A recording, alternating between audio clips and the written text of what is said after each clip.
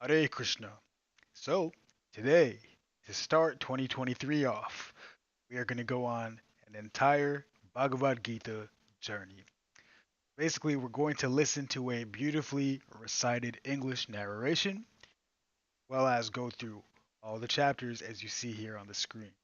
And go through all the chapters, all the verses, simply just go on our Bhagavad-Gītā 2023 journey to begin this new. Again, Hare Krishna. Let's go. Starting now. Let's go.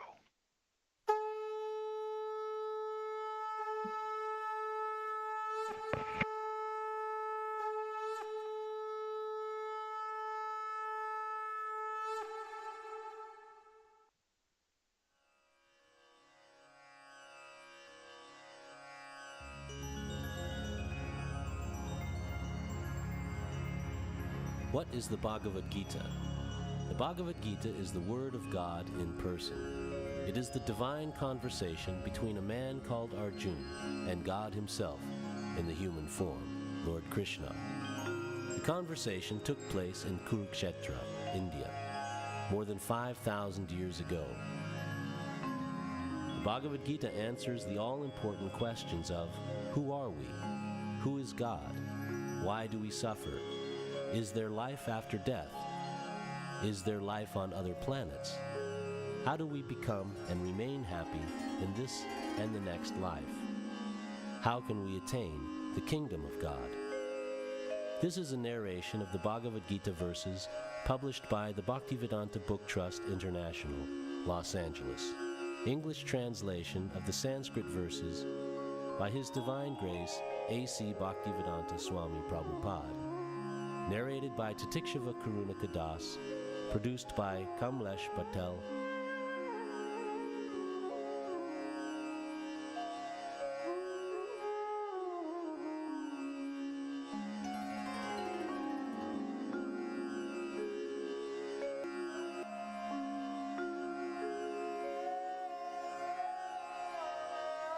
One may ask, what led to the great war on the battlefield of Kurukshetra, where the Bhagavad-Gītā was spoken? More than 5,000 years ago, the great king Vichitravirya passed away. Because his eldest son, Dhritarashtra, was born blind and thus not fit to rule, Pandu, the younger son, inherited the kingdom. After the death of King Pandu, his 5 sons, known as the Pandavas, became the lawful inheritors of the kingdom.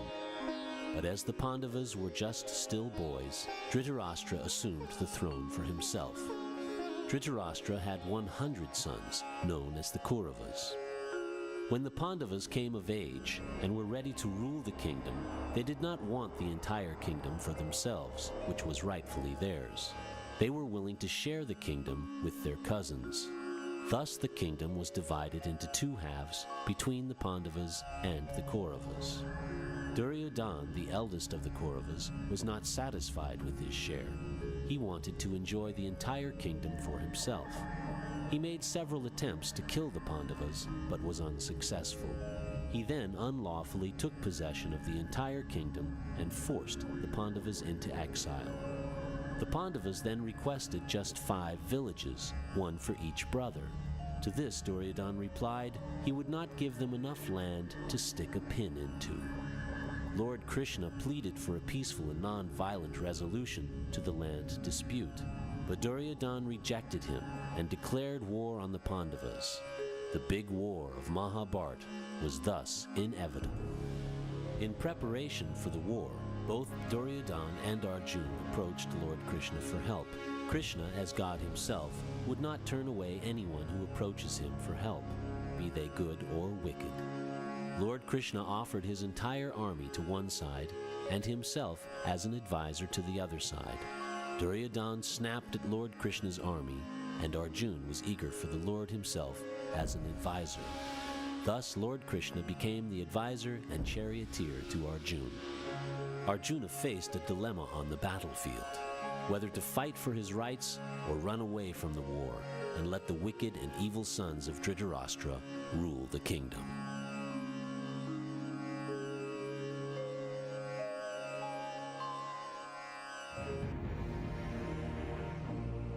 Bhagavad-Gītā, Chapter 1, Observing the Armies on the Battlefield of Kurukshetra.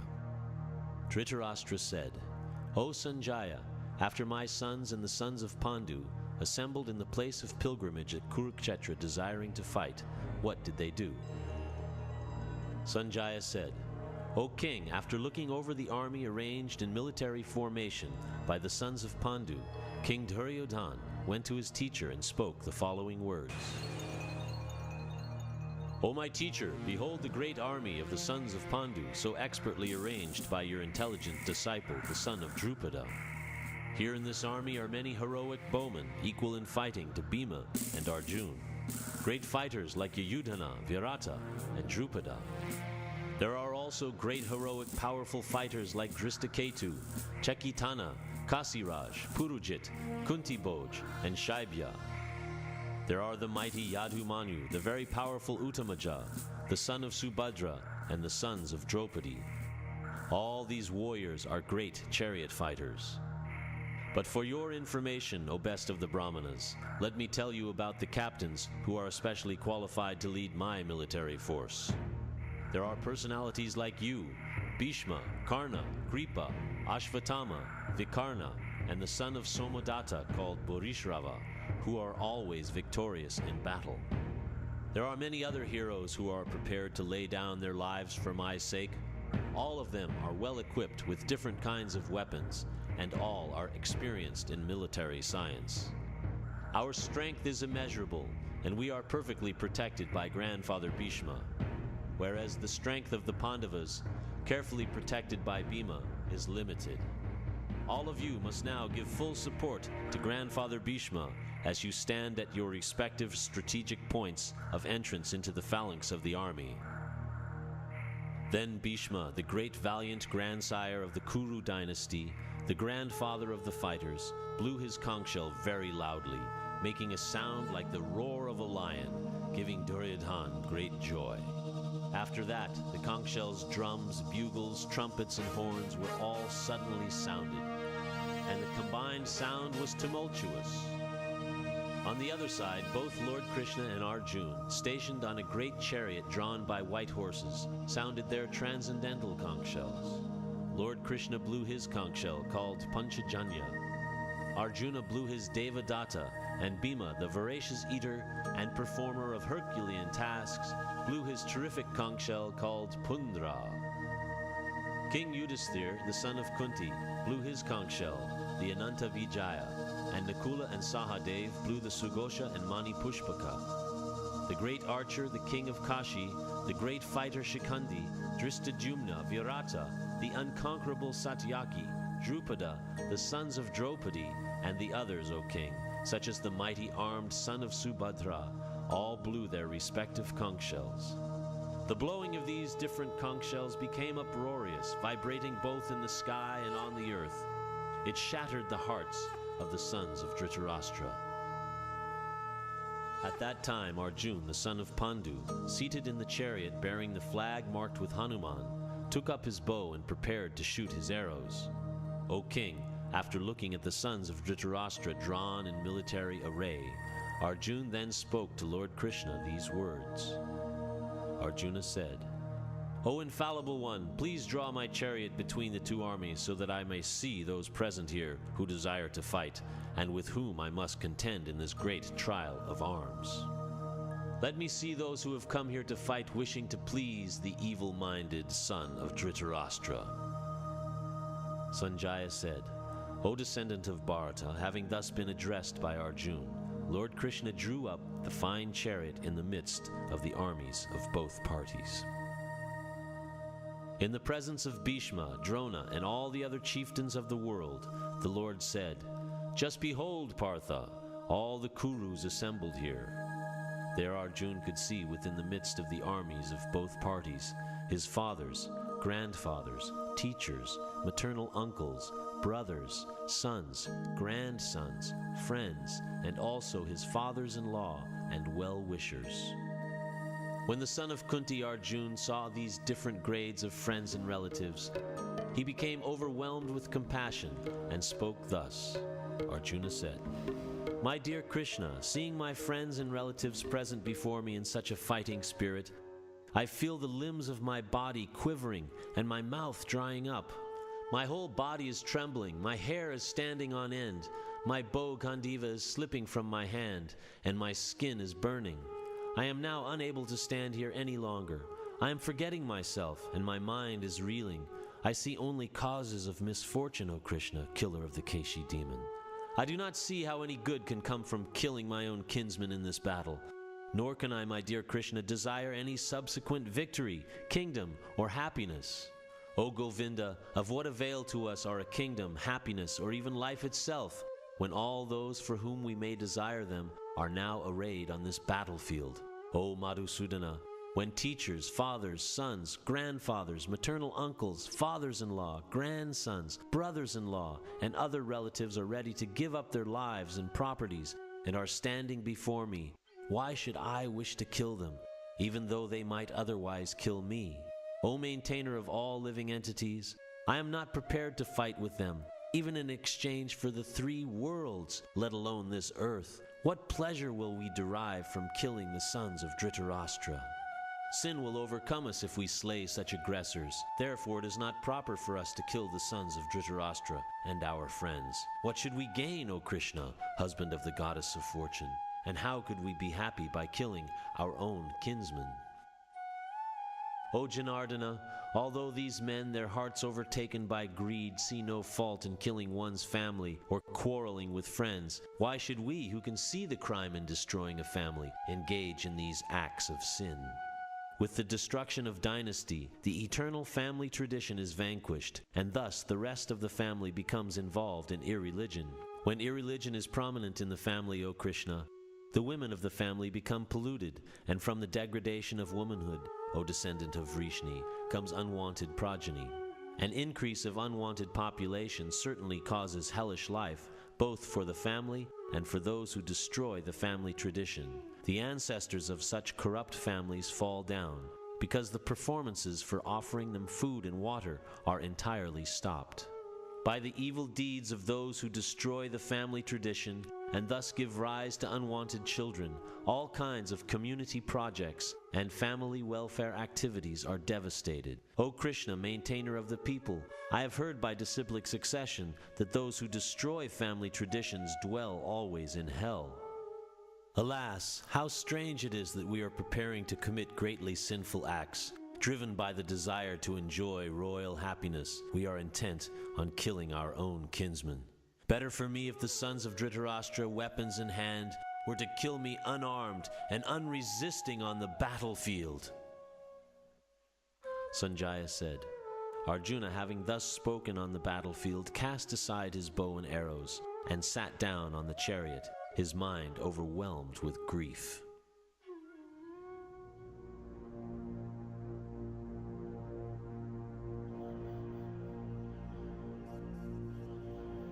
Chapter 2, Contents of the Gita Summarized. Let's go. Sanjaya said, seeing Arjuna full of compassion, his mind depressed, his eyes full of tears, Madhusudana, Krishna, spoke the following words. The Supreme Personality of Godhead said, My dear Arjuna, how have these impurities come upon you? They are not at all befitting a man who knows the value of life. They lead not to higher planets, but to infamy. O son of Pritha, do not yield to this degrading impotence. It does not become you. Give up such petty weakness of heart and arise, O chastiser of the enemy. Arjuna said, O killer of enemies, O killer of Madhu, how can I counterattack with arrows in battle men like Bhishma and Drona, who are worthy of my worship? It would be better to live in this world by begging than to live at the cost of the lives of great souls who are my teachers. Even though desiring worldly gain, they are superiors. If they are killed, everything we enjoy will be tainted with blood. Nor do we know which is better, conquering them or being conquered by them. If we killed the sons of Dhritarashtra, we should not care to live, yet they are now standing before us on the battlefield. Now I am confused about my duty, and have lost all composure because of miserly weakness. In this condition, I am asking you to tell me for certain what is best for me. Now I am your disciple, and a soul surrendered unto you. please instruct me. I can find no means to drive away this grief which is drying up my senses. I will not be able to dispel it, even if I win a prosperous, unrivaled kingdom on earth, with sovereignty like the demigods in heaven." Sanjaya said. Having spoken thus, Arjuna, chastiser of enemies, told Krishna, "Govinda, I shall not fight," and fell silent. O descendant of Bharata, at that time Krishna, smiling in the midst of both armies, spoke the following words to the grief-stricken Arjuna. The Supreme Personality of Godhead said, "While speaking learned words, you are mourning for what is not worthy of grief. Those who are wise lament neither for the living nor for the dead. Never was there a time when I did not exist, nor you, nor all these kings, nor in the future shall any of us cease to be. As the embodied soul continually passes in this body from boyhood to youth to old age, the soul similarly passes into another body at death. The sober person is not bewildered by such a change. O son of Kunti, the non-permanent appearance of happiness and distress, and their disappearance in due course, are like the appearance and disappearance of the winter and summer seasons. They arise from sense perception, O scion of Bharata, and one must learn to tolerate them without being disturbed. O best among men, Arjuna, the person who is not disturbed by happiness and distress, and is steady in both, is certainly eligible for liberation. Those who are seers of the truth have concluded that of the non-existent, the material body, there is no endurance, and of the eternal, the soul, there is no change. This they have concluded by studying the nature of both. That which pervades the entire body you should know to be indestructible. No one is able to destroy that imperishable soul. The material body of the indestructible, immeasurable, and eternal living entity is sure to come to an end. Therefore fight, O descendant of Bharata. Neither he who thinks the living entity the slayer, nor he who thinks it the slain is in knowledge. For the self slays not, nor is slain. For the soul, there is neither birth nor death at any time. He has not come into being, does not come into being, and will not come into being. He is unborn, eternal, ever-existing, and primeval. He is not slain when the body is slain. O Partha, how can a person who knows that the soul is indestructible, eternal, unborn, and immutable kill anyone or cause anyone to kill? As a person puts on new garments, giving up old ones, the soul similarly accepts new material bodies, giving up the old and useless ones. The soul can never be cut into pieces by any weapon, nor burned by fire, nor moistened by water, nor withered by the wind. This individual soul is unbreakable and insoluble, and can be neither burned nor dried. He is everlasting, present everywhere, unchangeable, immovable, and eternally the same. It is said that the soul is invisible, inconceivable, and immutable. Knowing this, you should not grieve for the body. If, however, you think the soul, or the symptoms of life, is always born and dies forever, you still have no reason to lament, O mighty armed. One who has taken his birth is sure to die, and after death one is sure to take birth again. Therefore, in the unavoidable discharge of your duty, you should not lament. All created beings are unmanifest in their beginning, manifest in their interim state, and unmanifest again when annihilated. So what need is there for lamentation? Some look on the soul as amazing, some describe him as amazing, and some hear of him as amazing, while others, even after hearing about him, cannot understand him at all. O descendant of Bharata, he who dwells in the body can never be slain. Therefore, you need not grieve for any living being. Considering your specific duty as a Kshatriya, you should know that there is no better engagement for you than fighting on religious principles, and so there is no need for hesitation. O Partha, happy are the Kshatriyas to whom such fighting opportunities come unsought, opening for them the doors of the heavenly planets. If, however, you do not perform your religious duty of fighting, then you will certainly incur sins for neglecting your duties, and thus lose your reputation as a fighter. People will always speak of your infamy, and for a respectable person, dishonor is worse than death. The great generals who have highly esteemed your name and fame will think that you have left the battlefield out of fear only, and thus they will consider you insignificant. Your enemies will describe you in many unkind words and scorn your ability. What could be more painful for you? O son of Kunti, either you will be killed on the battlefield and attain the heavenly planets, or you will conquer and enjoy the earthly kingdom. Therefore get up with determination and fight. Do thou fight for the sake of fighting, without considering happiness or distress, loss or gain, victory or defeat, and by so doing you shall never incur sin. Thus far I have described this knowledge to you through analytical study. Now listen as I explain it in terms of working without fruit of results. O son of Pritha, when you act in such knowledge, you can free yourself from the bondage of works. In this endeavor there is no loss or diminution, and a little advancement on this path can protect one from the most dangerous type of fear. Those who are on this path are resolute in purpose, and their aim is one. O beloved child of the Kurus, the intelligence of those who are irresolute is many-branched. Men of small knowledge are very much attached to the flowery words of the Vedas, which recommend various fruitive activities for elevation to heavenly planets, resultant good birth, power, and so forth. Being desirous of sense gratification and opulent life, they say that there is nothing more than this. In the minds of those who are too attached to sense enjoyment and material opulence, and who are bewildered by such things, the resolute determination for devotional service to the Supreme Lord does not take place. The Vedas deal mainly with the subject of the three modes of material nature. O Arjuna, become transcendental to these three modes, be free from all dualities, and from all anxiety for gain and safety, and be established in the self. All purposes served by a small well can at once be served by a great reservoir of water. Similarly, all the purposes of the Vedas can be served to one who knows the purpose behind them. You have a right to perform your prescribed duty, but you are not entitled to the fruits of action. Never consider yourself the cause of the results of your activities, and never be attached to not doing your duty. Perform your duty equiposed, O Arjuna, abandoning all attachment to success or failure. Such equanimity is called yoga. O Dhananjaya, keep all abominable activities far distant by devotional service, and in that consciousness surrender unto the Lord.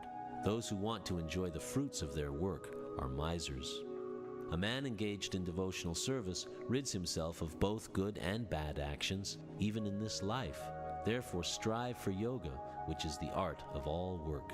By thus engaging in devotional service to the Lord, great sages or devotees free themselves from the result of work in the material world. In this way they become free from the cycle of birth and death, and attain the state beyond all miseries by going back to Godhead. When your intelligence has passed out of the dense forest of delusion, you shall become indifferent to all that has been heard and all that is to be heard. When your mind is no longer disturbed by the flowery language of the Vedas, and when it remains fixed in the trance of self-realization, then you will have attained the divine consciousness. Arjuna said, O Krishna, what are the symptoms of one whose consciousness is thus merged in transcendence? How does he speak, and what is his language? How does he sit, and how does he walk? The Supreme Personality of Godhead said, O Partha, when a man gives up all varieties of desire for sense gratification, which arise from mental concoction, and when his mind, thus purified, finds satisfaction in the self alone, then he is said to be in pure transcendental consciousness. One who is not disturbed in mind even amidst the threefold miseries, or elated when there is happiness, and who is free from attachment, fear, and anger, is called a sage of steady mind. In the material world, one who is unaffected by whatever good or evil he may obtain, neither praising it nor despising it, is firmly fixed in perfect knowledge. One who is able to withdraw his senses from sense objects, as the tortoise draws its limbs within the shell, is firmly fixed in perfect consciousness. The embodied soul may be restricted from sense enjoyment, though the taste for sense objects remains. But ceasing such engagements by experiencing a higher taste, he is fixed in consciousness. The senses are so strong and impetuous, O Arjuna, that they forcibly carry away the mind even of a man of discrimination who is endeavoring to control them. One who restrains his senses, keeping them under full control, and fixes his consciousness upon me, is known as a man of steady intelligence. While contemplating the objects of the senses, a person develops attachment for them, and from such attachment lust develops, and from lust anger arises. From anger complete delusion arises, and from delusion bewilderment of memory. When memory is bewildered, intelligence is lost. And when intelligence is lost, one falls down again into the material pool. But a person free from all attachment and aversion and able to control his senses through regulative principles of freedom can obtain the complete mercy of the Lord. For one thus satisfied in Krishna consciousness, the threefold miseries of material existence exist no longer. In such satisfied consciousness, one's intelligence is soon well established. One who is not connected with the Supreme in Krishna consciousness can have neither transcendental intelligence nor a steady mind, without which there is no possibility of peace. And how can there be any happiness without peace?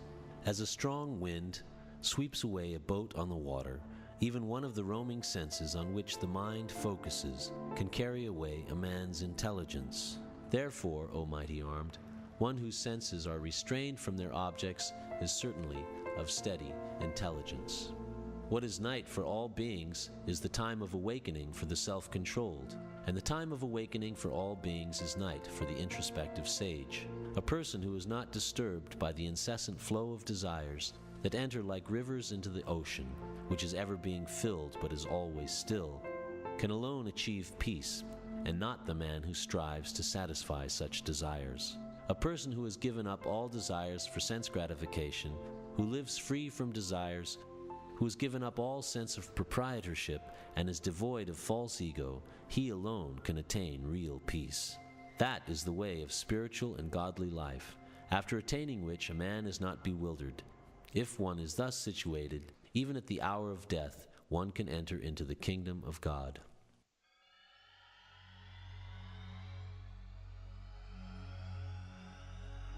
Chapter 3, Karma Yoga.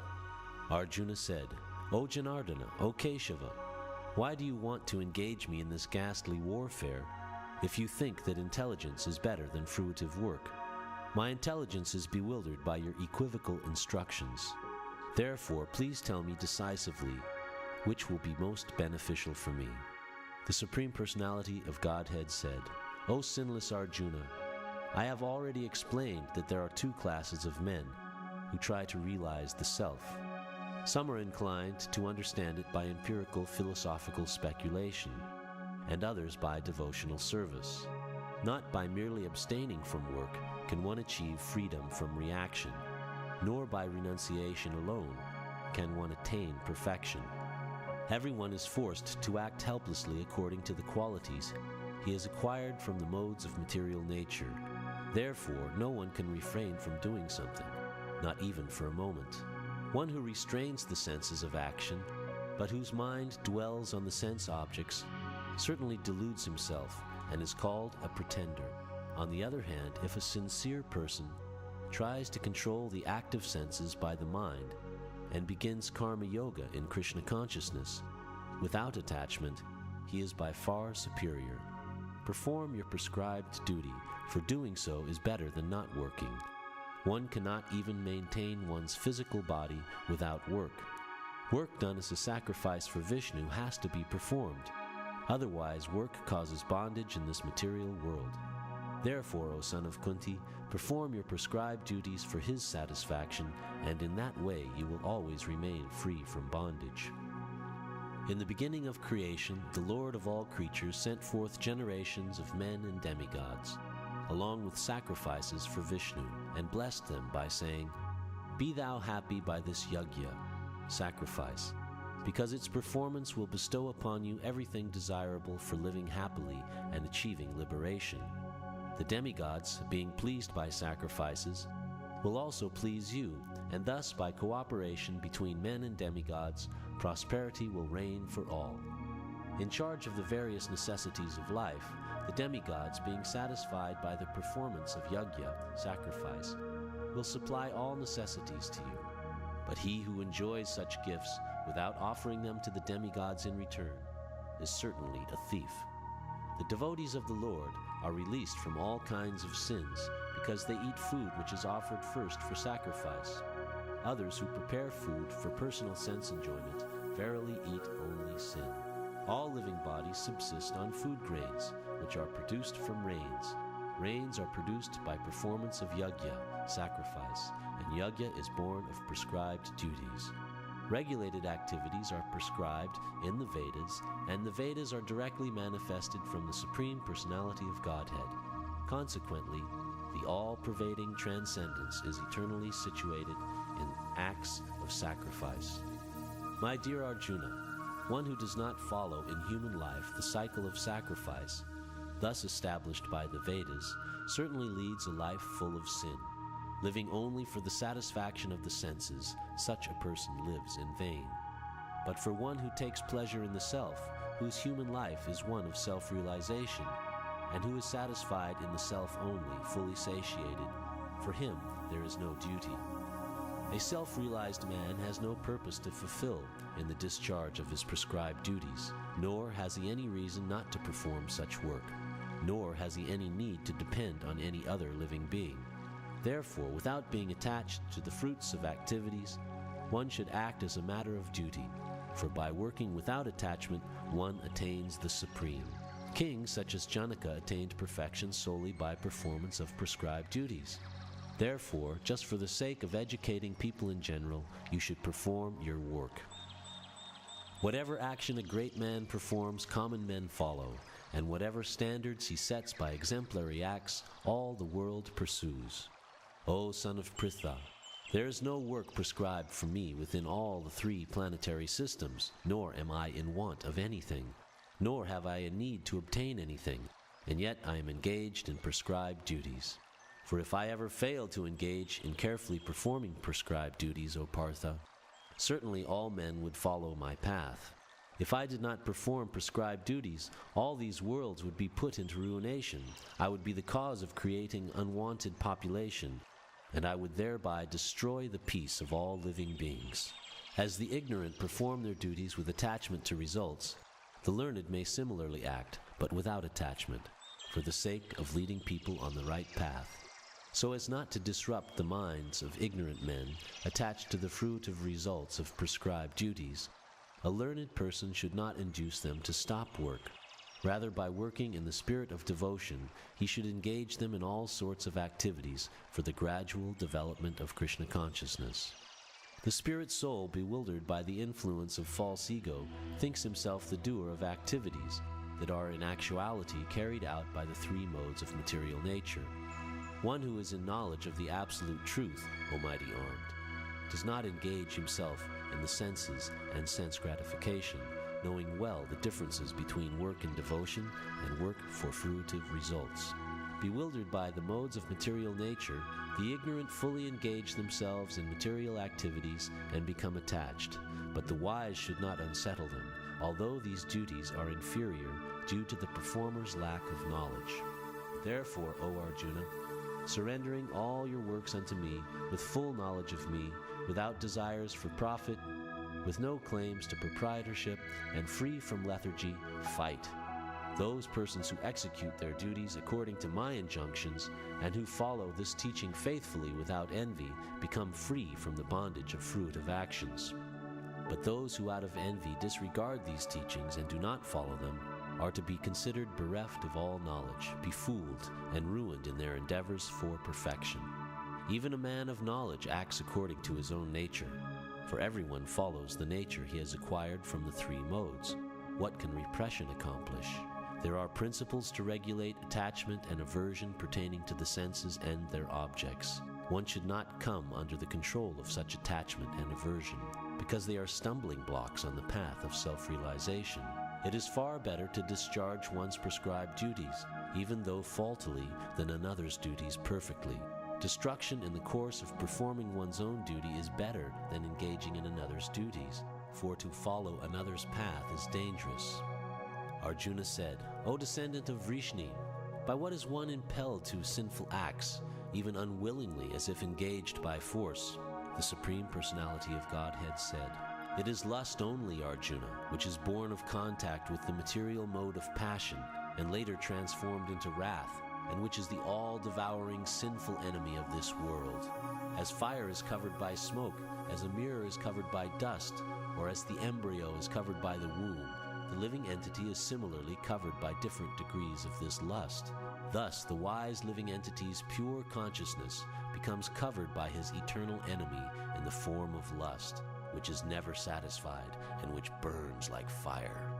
The senses, the mind, and the intelligence are the sitting places of this lust. Through them, lust covers the real knowledge of the living entity and bewilders him.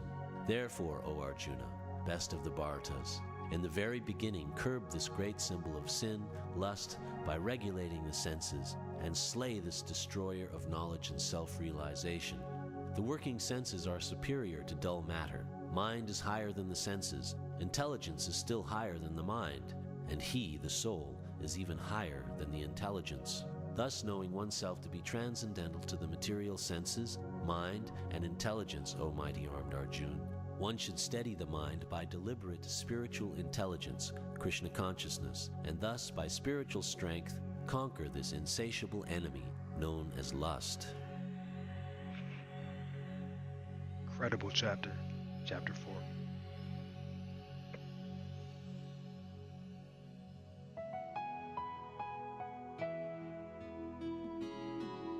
Chapter 4. Transcendental Knowledge. The personality of Godhead, Lord Sri Krishna, said, I instructed this imperishable science of yoga to the sun god, Vivishwan, and Vivishwan instructed it to Manu, the father of mankind, and Manu in turn instructed it to Ikshvaku. This supreme science was thus received through the chain of disciplic succession, and the saintly kings understood it in that way. But in due course of time the succession was broken, and therefore the science as it is appears to be lost.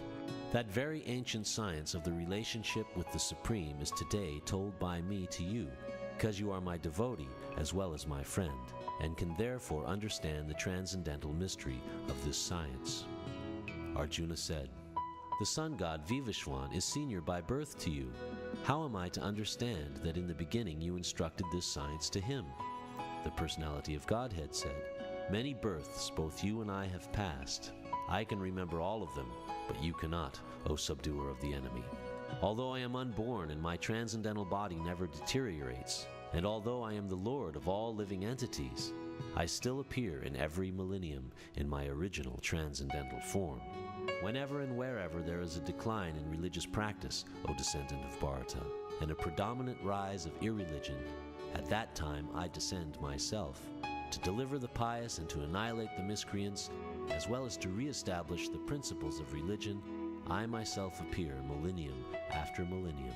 One who knows the transcendental nature of my appearance and activities does not, upon leaving the body, take his birth again in this material world, but attains my eternal abode, O Arjuna. Being freed from attachment, fear, and anger, being fully absorbed in me and taking refuge in me, many, many persons in the past became purified by knowledge of me, and thus they all attained transcendental love for me. As all surrender unto me, I reward them accordingly. Everyone follows my path in all respects, O son of Pritha. Men in this world desire success and fruitive activities, and therefore they worship the demigods. Quickly, of course, men get results from fruitive work in this world. According to the three modes of material nature and the work associated with them, the four divisions of human society are created by me. And although I am the creator of this system, you should know that I am yet the non-doer, being unchangeable. There is no work that affects me, nor do I aspire for the fruits of action. One who understands this truth about me also does not become entangled in the fruit of reactions of work. All the liberated souls in ancient times acted with this understanding of my transcendental nature. Therefore you should perform your duty following in their footsteps. Even the intelligent are bewildered in determining what is action and what is inaction. Now I shall explain to you what action is, knowing which you shall be liberated from all misfortune. The intricacies of action are very hard to understand. Therefore, one should know properly what action is, what forbidden action is, and what inaction is. One who sees inaction in action and action in inaction is intelligent among men, and he is in the transcendental position, although engaged in all sorts of activities. One who is understood to be in full knowledge, whose every endeavor is devoid of desire for sense gratification. He is said by sages to be a worker for whom the reactions of work have been burned up by the fire of perfect knowledge. Abandoning all attachment to the results of his activities, ever satisfied and independent, he performs no fruitive action, although engaged in all kinds of undertakings.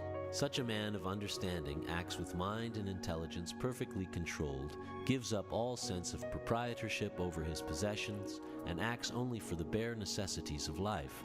Thus working, he is not affected by sinful reactions. He who is satisfied with gain, which comes of its own accord, who is free from duality and does not envy, who is steady in both success and failure, is never entangled, although performing actions. The work of a man who is unattached to the modes of material nature and who is fully situated in transcendental knowledge merges entirely into transcendence.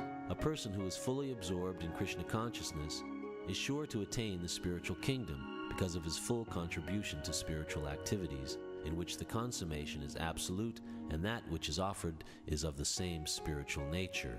Some yogis perfectly worship the demigods by offering different sacrifices to them, and some of them offer sacrifices in the fire of the Supreme Brahman. Some, the unadulterated brahmacharis, sacrifice the hearing process and the senses in the fire of mental control, and others, the regulated householders, sacrifice the objects of the senses in the fire of the senses. Others, who are interested in achieving self-realization through control of the mind and senses, offer the functions of all the senses and of the life breath as oblations into the fire of the controlled mind. Having accepted strict vows, some become enlightened by sacrificing their possessions, and others by performing severe austerities, by practicing the yoga of eightfold mysticism, or by studying the Vedas to advance in transcendental knowledge. Still others, who are inclined to the process of breath restraint to remain in trance, practice by offering the movement of the outgoing breath into the incoming, and the incoming breath into the outgoing, and thus at last remain in trance, stopping all breathing. Others, curtailing the eating process, offer the outgoing breath into itself as a sacrifice. All these performers who know the meaning of sacrifice become cleansed of sinful reactions, and having tasted the nectar of the results of sacrifices, they advance toward the supreme eternal atmosphere. O best of the Kuru dynasty, without sacrifice one can never live happily on this planet or in this life. What then of the next? All these different types of sacrifice are approved by the Vedas, and all of them are born of different types of work. Knowing them as such, you will become liberated. O chastiser of the enemy, the sacrifice performed in knowledge is better than the mere sacrifice of material possessions. After all, of son of Pritha, all sacrifices of work culminate in transcendental knowledge. Just try to learn the truth by approaching a spiritual master. Inquire from him submissively, and render service unto him. The self-realized souls can impart knowledge unto you because they have seen the truth. Having obtained real knowledge from a self-realized soul, you will never fall again into such illusion, for by this knowledge you will see that all living beings are but part of the Supreme, or in other words, that they are mine. Even if you are considered to be the most sinful of all sinners, when you are situated in the boat of transcendental knowledge, you will be able to cross over the ocean of miseries. As a blazing fire turns firewood to ashes, O Arjuna, so does the fire of knowledge burn to ashes all reactions to material activities. In this world there is nothing so sublime and pure as transcendental knowledge. Such knowledge is the mature fruit of all mysticism, and one who has become accomplished in the practice of devotional service enjoys this knowledge within himself in due course of time. A faithful man who is dedicated to transcendental knowledge and who subdues his senses is eligible to achieve such knowledge. And having achieved it, he quickly attains the supreme spiritual peace. But ignorant and faithless persons who doubt the revealed scriptures do not attain God consciousness. They fall down. For the doubting soul there is happiness neither in this world nor in the next. One who acts in devotional service, renouncing the fruits of his actions, and whose doubts have been destroyed by transcendental knowledge, is situated factually in the self. Thus he is not bound by the reactions of work, O conqueror of riches. Therefore the doubts which have arisen in your heart out of ignorance should be slashed by the weapon of knowledge. Armed with yoga, O Bharata, stand and fight. Incredible chapter. Uh, Hare Krishna. Chapter 5. Chapter 5, Karma Yoga, Action in Krishna Consciousness. Arjuna said, O Krishna, first of all you ask me to renounce work, and then again you recommend work with devotion. Now will you kindly tell me definitely which of the two is more beneficial? The personality of Godhead replied, the renunciation of work and work in devotion are both good for liberation, but of the two, work in devotional service is better than renunciation of work. One who neither hates nor desires the fruits of his activities is known to be always renounced. Such a person, free from all dualities, easily overcomes material bondage and is completely liberated, O mighty armed Arjuna. Only the ignorant speak of devotional service, karma yoga, as being different from the analytical study of the material world, Sankhya. Those who are actually learned say that he who applies himself well to one of these paths achieves the results of both.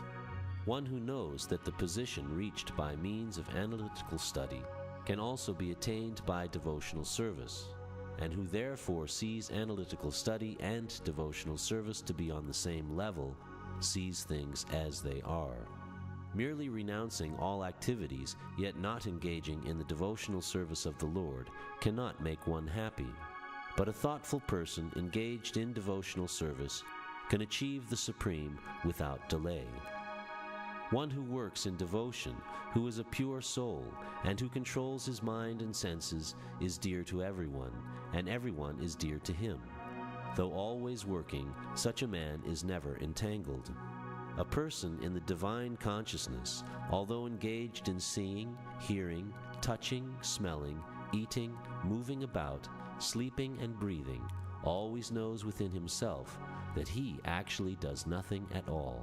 Because while speaking, evacuating, receiving, or opening or closing his eyes, he always knows that only the material senses are engaged with their objects, and that he is aloof from them.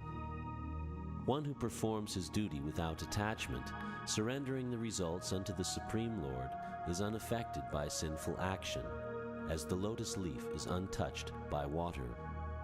The yogis, abandoning attachment, act with body, mind, intelligence, and even with the senses, only for the purpose of purification. The steadily devoted soul attains unadulterated peace because he offers the result of all activities to me, whereas a person who is not in union with the divine, who is greedy for the fruits of his labor, becomes entangled. When the embodied living being controls his nature and mentally renounces all actions, he resides happily in the city of 9 gates, the material body, neither working nor causing work to be done. The embodied spirit, master of the city of his body, does not create activities, nor does he induce people to act, nor does he create the fruits of action. All this is enacted by the modes of material nature. Nor does the Supreme Lord assume anyone's sinful or pious activities. Embodied beings, however, are bewildered because of the ignorance which covers their real knowledge. When, however, one is enlightened with the knowledge by which nescience is destroyed, then his knowledge reveals everything, as the sun lights up everything in the daytime. When one's intelligence, mind, faith, and refuge are all fixed in the Supreme, then one becomes fully cleansed of misgivings through complete knowledge and thus proceeds straight on the path of liberation.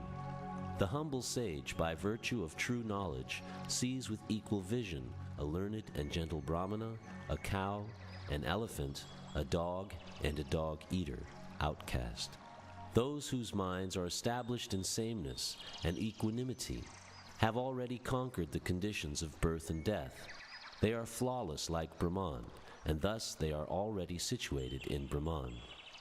A person who neither rejoices upon achieving something pleasant, nor laments upon obtaining something unpleasant, who is self-intelligent, who is unbewildered, and who knows the science of God, is already situated in transcendence.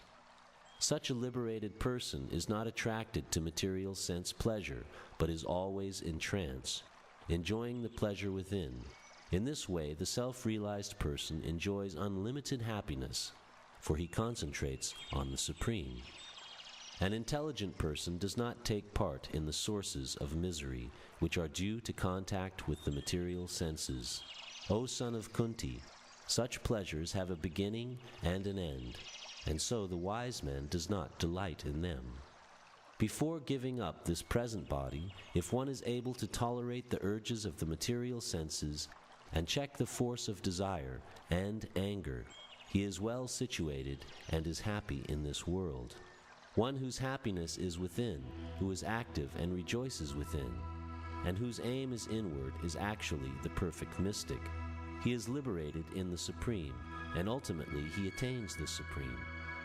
Those who are beyond the dualities that arise from doubts, whose minds are engaged within, who are always busy working for the welfare of all living beings, and who are free from all sins, achieve liberation in the Supreme.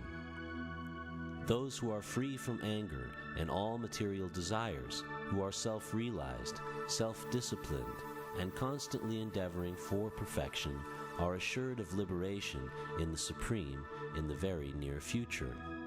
Shutting out all external sense objects, keeping the eyes and vision concentrated between the two eyebrows, suspending inward and outward breaths within the nostrils, and thus controlling the mind, senses, and intelligence, the transcendentalist, aiming at liberation, becomes free from desire, fear, and anger.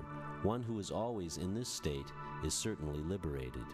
A person in full consciousness of me, knowing me to be the ultimate beneficiary of all sacrifices and austerities, the Supreme Lord of all planets and demigods, and the benefactor and well-wisher of all living entities, attains peace from the pangs of material miseries.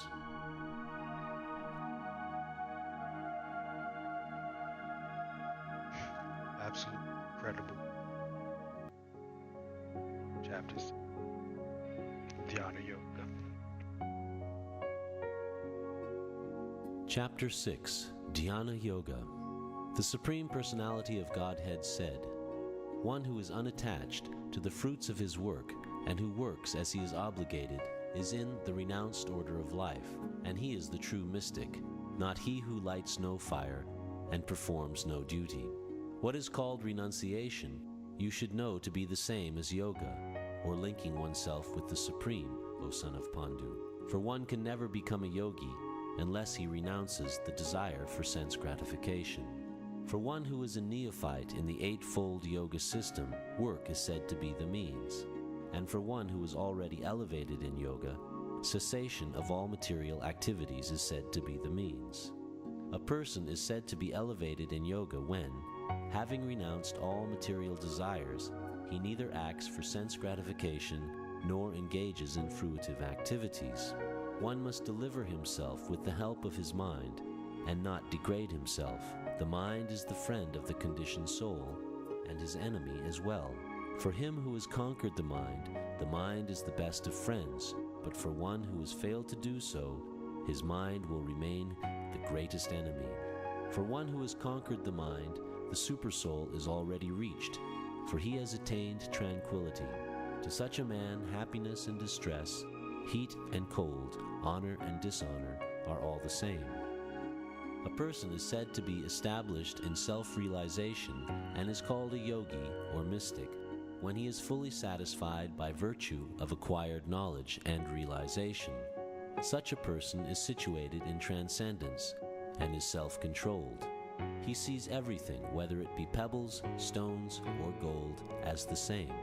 A person is considered still further advanced when he regards honest well-wishers, affectionate benefactors, the neutral, mediators, the envious, friends and enemies, the pious and the sinners, all with an equal mind. A transcendentalist should always engage his body, mind, and self in relationship with the Supreme. He should live alone in a secluded place and should always carefully control his mind. He should be free from desires and feelings of possessiveness. To practice yoga, one should go to a secluded place and should lay kusha grass on the ground and then cover it with a deerskin and a soft cloth. The seat should be neither too high nor too low and should be situated in a sacred place. The yogi should then sit on it very firmly and practice yoga to purify the heart by controlling his mind, senses, and activities and fixing the mind on one point. One should hold one's body, neck, and head erect in a straight line and stare steadily at the tip of the nose. Thus, with an unagitated, subdued mind, devoid of fear, completely free from sex life, one should meditate upon me within the heart and make me the ultimate goal of life. Thus, practicing constant control of the body, mind, and activities, the mystic transcendentalist, his mind regulated, attains to the kingdom of God, or the abode of Krishna, by cessation of material existence. There is no possibility of one's becoming a yogi, O Arjuna, if one eats too much, or eats too little, sleeps too much, or does not sleep enough. He who is regulated in his habits of eating, sleeping, recreation, and work can mitigate all material pains by practicing the yoga system. When the yogi, by practice of yoga, disciplines his mental activities and becomes situated in transcendence, devoid of all material desires, he is said to be well established in yoga. As a lamp in a windless place does not waver, so the transcendentalist, whose mind is controlled, remains always steady in his meditation on the transcendent self. In the stage of perfection called trance or samadhi, one's mind is completely restrained from material mental activities by practice of yoga. This perfection is characterized by one's ability to see the self by the pure mind and to relish and rejoice in the self. In that joyous state, one is situated in boundless transcendental happiness, realized through transcendental senses. Established thus, one never departs from the truth, and upon gaining this, he thinks there is no greater gain. Being situated in such a position, one is never shaken, even in the midst of greatest difficulty. This indeed is actual freedom from all miseries arising from material contact. One should engage oneself in the practice of yoga with determination and faith, and not be deviated from the path. One should abandon without exception all material desires born of mental speculation, and thus control all the senses on all sides by the mind. Gradually, step by step, one should become situated in trance by means of intelligence sustained by full conviction, and thus the mind should be fixed on the self alone and should think of nothing else. From wherever the mind wanders due to its flickering and unsteady nature, one must certainly withdraw it and bring it back under the control of the self. The yogi whose mind is fixed on me verily attains the highest perfection of transcendental happiness. He is beyond the mode of passion. He realizes his qualitative identity with the Supreme, and thus he is freed from all reactions to past deeds. Thus the self-controlled yogi, constantly engaged in yoga practice, becomes free from all material contamination and achieves the highest stage of perfect happiness in transcendental loving service to the Lord. A true yogi observes me in all beings and also sees every being in me. Indeed, the self-realized person sees me, the same Supreme Lord, everywhere. For one who sees me everywhere and sees everything in me, I am never lost, nor is he ever lost to me.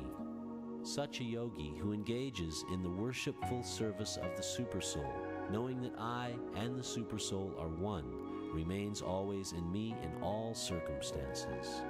He is a perfect yogi who, by comparison to his own self, sees the true equality of all beings in both their happiness and their distress, O Arjuna.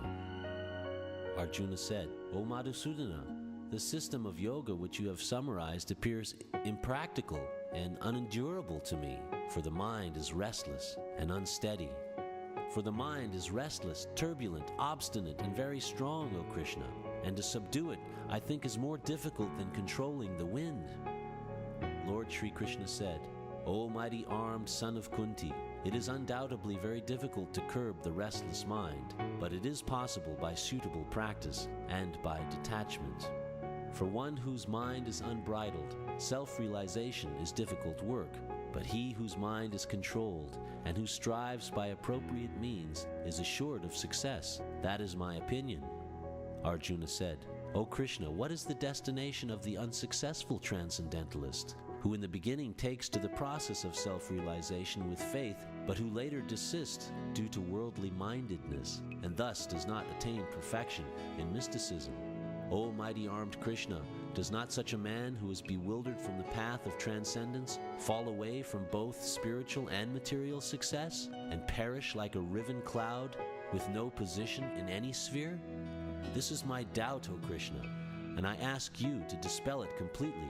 But for you, no one is to be found who can destroy this doubt.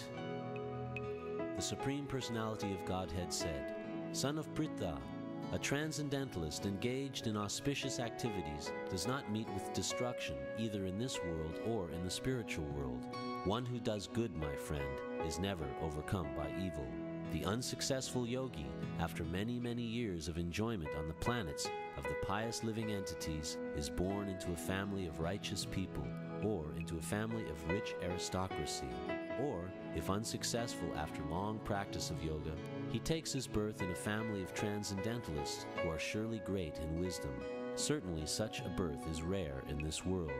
On taking such a birth, he revives the divine consciousness of his previous life, and he again tries to make further progress in order to achieve complete success, O son of Kuru. Absolutely. By virtue of the divine consciousness of his previous life, he automatically becomes attracted to the yogic principles, even without seeking them. Such an inquisitive transcendentalist stands always above the ritualistic principles of the scriptures, and when the yogi engages himself with sincere endeavor in making further progress, being washed of all contaminations, then ultimately, achieving perfection after many, many births of practice, he attains the supreme goal.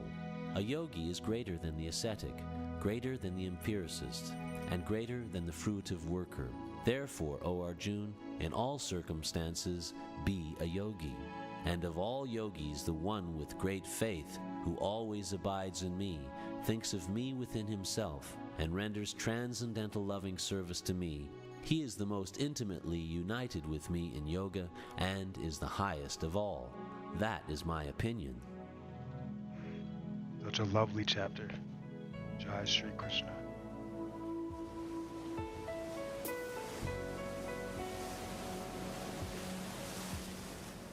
Chapter 7. Knowledge of the Absolute.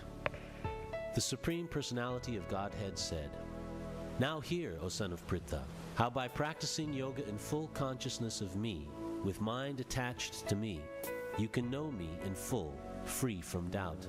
I shall now declare unto you in full this knowledge, both phenomenal and numinous.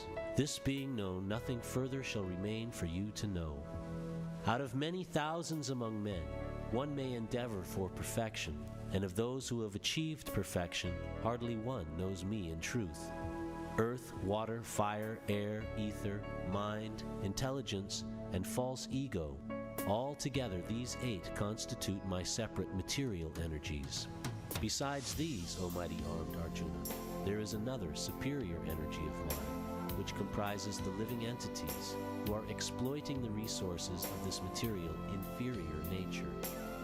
All created beings have their source in these 2 natures. Of all that is material and all that is spiritual in this world, know for certain that I am both the origin and the dissolution. O conqueror of wealth, there is no truth superior to me. Everything rests upon me as pearls are strung on a thread. O son of Kunti, I am the taste of water, the light of the sun and the moon, the syllable Om in the Vedic mantras. I am the sound in ether and the ability in man. I am the original fragrance of the earth, and I am the heat in fire. I am the life of all that lives, and I am the penances of all ascetics. O son of Pritha, know that I am the original seed of all existence, the intelligence of the intelligent, and the prowess of all powerful men. I am the strength of the strong, devoid of passion and desire. I am sex life which is not contrary. to religious principles. O Lord of the Bharatas, Arjuna, know that all states of being, be they of goodness, passion, or ignorance, are manifested by my energy. I am in one sense everything, but I am independent. I am not under the modes of material nature, for they, on the contrary, are within me. Deluded by the three modes, goodness, passion, and ignorance, the whole world does not know me, who am above the modes and inexhaustible. This divine energy of mine, consisting of the three modes of material nature, is difficult to overcome, but those who have surrendered unto me can easily cross beyond it.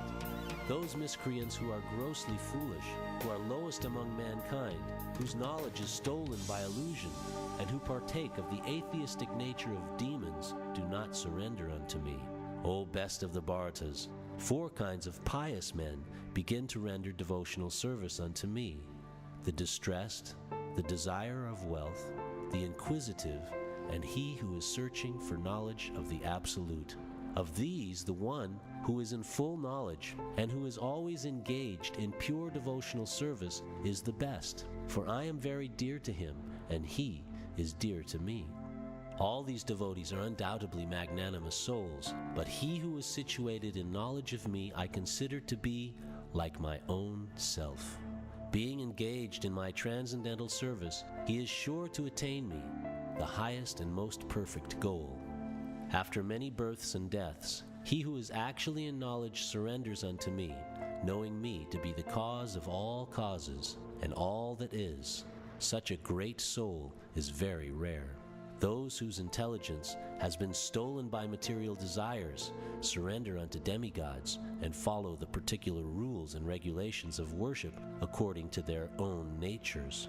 I am in everyone's heart as the supersoul. As soon as one desires to worship some demigod, I make his faith steady, so that he can devote himself to that particular deity. Endowed with such a faith, he endeavors to worship a particular demigod and obtains his desires. But in actuality, these benefits are bestowed by me alone. Men of small intelligence worship the demigods, and their fruits are limited and temporary. Those who worship the demigods go to the planets of the demigods, but my devotees ultimately reach my supreme planet. Unintelligent men who do not know me perfectly think that I, the Supreme Personality of Godhead, Krishna, was impersonal before and have now assumed this personality. Due to their small knowledge, they do not know my higher nature, which is imperishable and supreme. I am never manifest to the foolish and the unintelligent. For them I am covered by my internal potency, and therefore they do not know that I am unborn and infallible. O Arjuna, as the Supreme Personality of Godhead, I know everything that has happened in the past, and all that is happening in the present, and all things that are yet to come. I also know all living entities, but me no one knows. O Scion of Bharata, O conqueror of the foe, all living entities are born into delusion, bewildered by dualities arisen from desire and hate. Persons who have acted piously in previous lives, and in this life, whose sinful actions are completely eradicated, are freed from the dualities of delusion, and they engage themselves in my service with determination. Intelligent persons who are endeavoring for liberation from old age and death take refuge in me in devotional service. They are actually Brahman because they entirely know everything about transcendental activities. Those in full consciousness of me, who know me, the Supreme Lord, to be the governing principle of the material manifestation of the demigods and of all methods of sacrifice, can understand and know me, the Supreme Personality of Godhead, even at the time of death.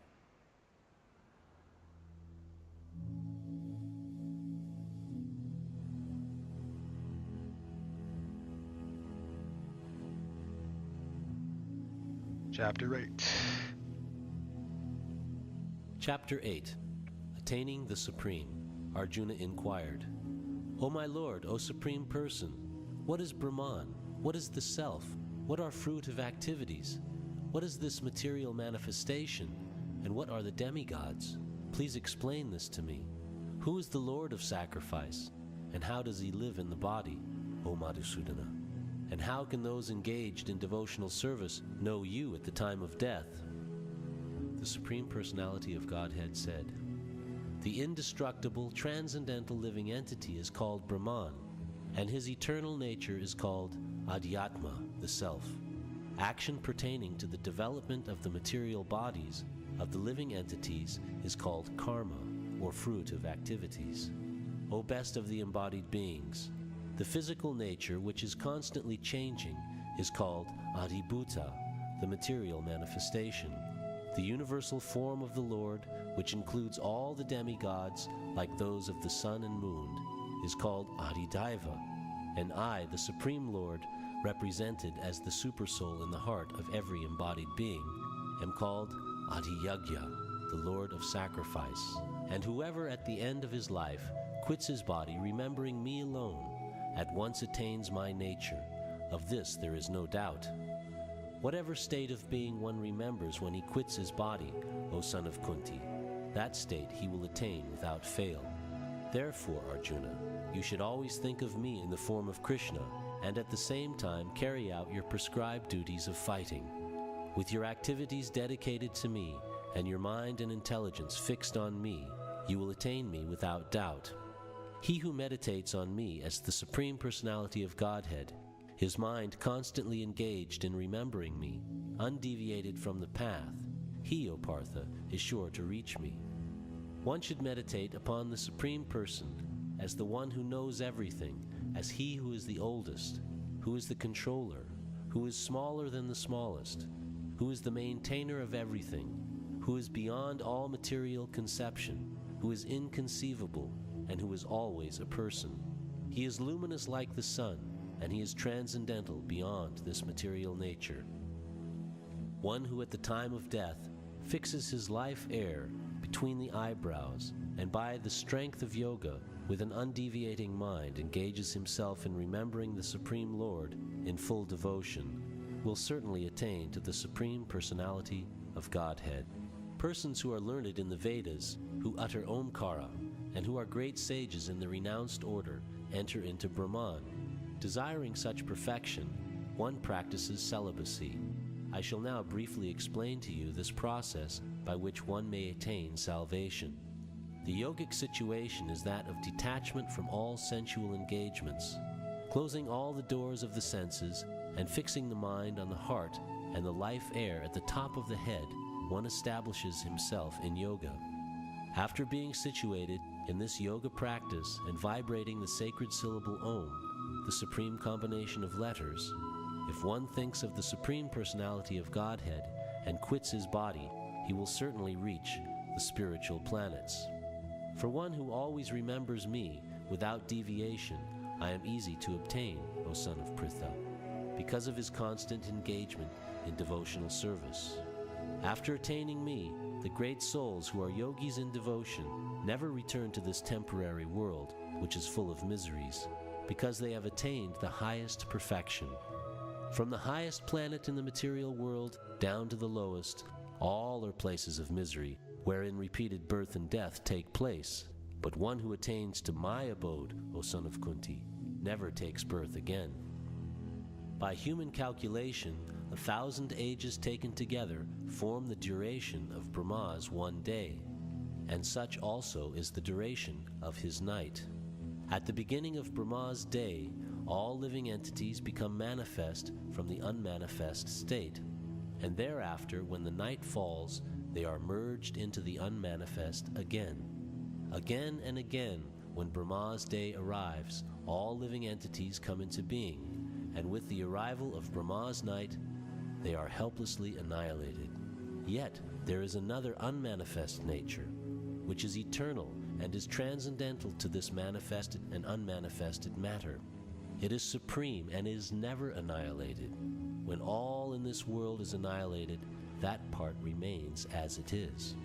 That which the Vedantists describe as unmanifest and infallible, that which is known as the supreme destination, that place from which, having attained it, one never returns, that is my supreme abode.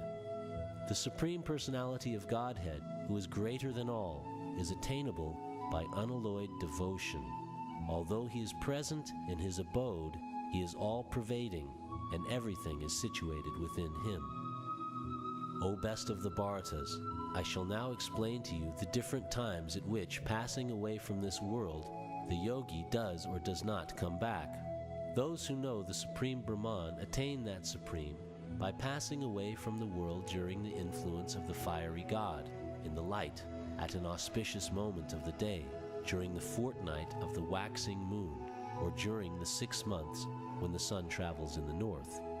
The mystic who passes away from this world during the smoke, the night, the fortnight of the waning moon, or the 6 months when the sun passes to the south, reaches the moon planet, but again comes back. According to Vedic opinion, there are 2 ways of passing from this world, one in light and one in darkness. When one passes in light, he does not come back, but when one passes in darkness, he returns. Although the devotees know these 2 paths, O Arjuna, they are never bewildered.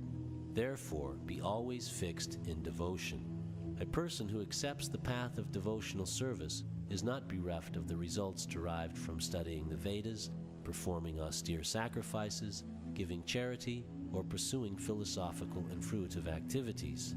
Simply by performing devotional service, he attains all these, and at the end he reaches the supreme, eternal abode.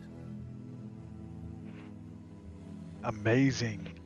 So I have a couple questions on the waning and waxing moon part, which we will cover and come back to. Chapter 9. The Most Confidential Knowledge. The Supreme Personality of Godhead said, My dear Arjuna, because you are never envious of me, I shall impart to you this most confidential knowledge and realization, knowing which you shall be relieved of the miseries of material existence.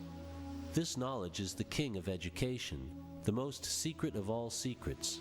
It is the purest knowledge, and because it gives direct perception of the self by realization, it is the perfection of religion. It is everlasting, and it is joyfully performed. Those who are not faithful in this devotional service cannot attain me, O conqueror of enemies. Therefore they return to the path of birth and death in this material world. By me, in my unmanifested form, this entire universe is pervaded.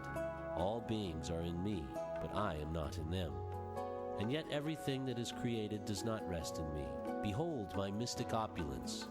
Although I am the maintainer of all living entities, and although I am everywhere, I am not a part of this cosmic manifestation.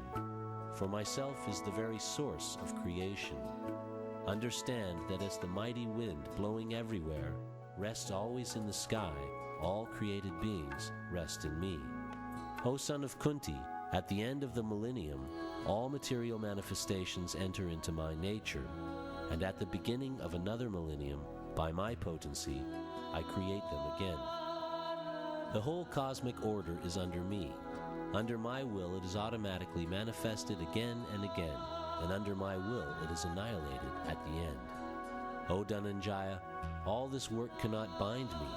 I am ever detached from all these material activities, seated as though neutral. This material nature, which is one of my energies, is working under my direction, O son of Kunti, producing all moving and non-moving beings. Under its rule, this manifestation is created and annihilated again and again. Fools deride me when I descend in the human form. They do not know my transcendental nature as the Supreme Lord of all that be. Those who are thus bewildered are attracted by demoniac and atheistic views. In that deluded condition, their hopes for liberation, their fruitive activities, and their culture of knowledge are all defeated. O son of Pritha, those who are not deluded, the great souls, are under the protection of the divine nature. They are fully engaged in devotional service because they know me as the Supreme Personality of Godhead, original and inexhaustible. Always chanting my glories, endeavoring with great determination, bowing down before me, these great souls perpetually worship me with devotion. Others who engage in sacrifice by the cultivation of knowledge worship the Supreme Lord as the one without a second, as diverse in many, and in the universal form. But it is I who am the ritual.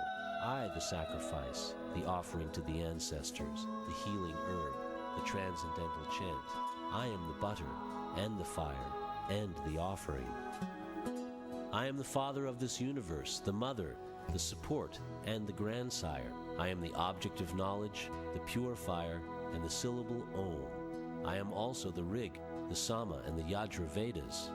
I am the goal, the sustainer, the master, the witness, the abode, the refuge, and the most dear friend. I am the creation and the annihilation, the basis of everything, the resting place, and the eternal seed. O Arjuna, I give heat, and I withhold and send forth the rain. I am immortality, and I am also death personified. Both spirit and matter are in me. Those who study the Vedas and drink the Soma juice, seeking the heavenly planets, worship me indirectly. Purified of sinful reactions, they take birth on the pious heavenly planet of Indra, where they enjoy godly delights. When they have thus enjoyed vast heavenly sense pleasure, and the results of their pious activities are exhausted, they return to this mortal planet again. Thus, those who seek sense enjoyment by adhering to the principles of the three Vedas achieve only repeated birth and death. But those who always worship me with exclusive devotion, meditating on my transcendental form, to them I carry what they lack and preserve what they have. Those who are devotees of other gods and who worship them with faith actually worship only me, O son of Kunti, but they do so in a wrong way. I am the only enjoyer and master of all sacrifices. Therefore, those who do not recognize my true transcendental nature fall down. Those who worship the demigods will take birth among the demigods. Those who worship the ancestors go to the ancestors. Those who worship ghosts and spirits will take birth among such beings. And those who worship me will live with me. If one offers me with love and devotion a leaf, a flower, fruit, or water, I will accept it. Whatever you do, whatever you eat, whatever you offer or give away, and whatever austerities you perform, do that, O son of Kunti, as an offering to me. In this way you will be freed from bondage to work and its auspicious and inauspicious results. With your mind fixed on me in this principle of renunciation, you will be liberated and come to me. I envy no one, nor am I partial to anyone. I am equal to all, but whoever renders service unto me in devotion is a friend, is in me, and I am also a friend to him. Even if one commits the most abominable action, if he is engaged in devotional service, he has to be considered saintly, because he is properly situated in his determination.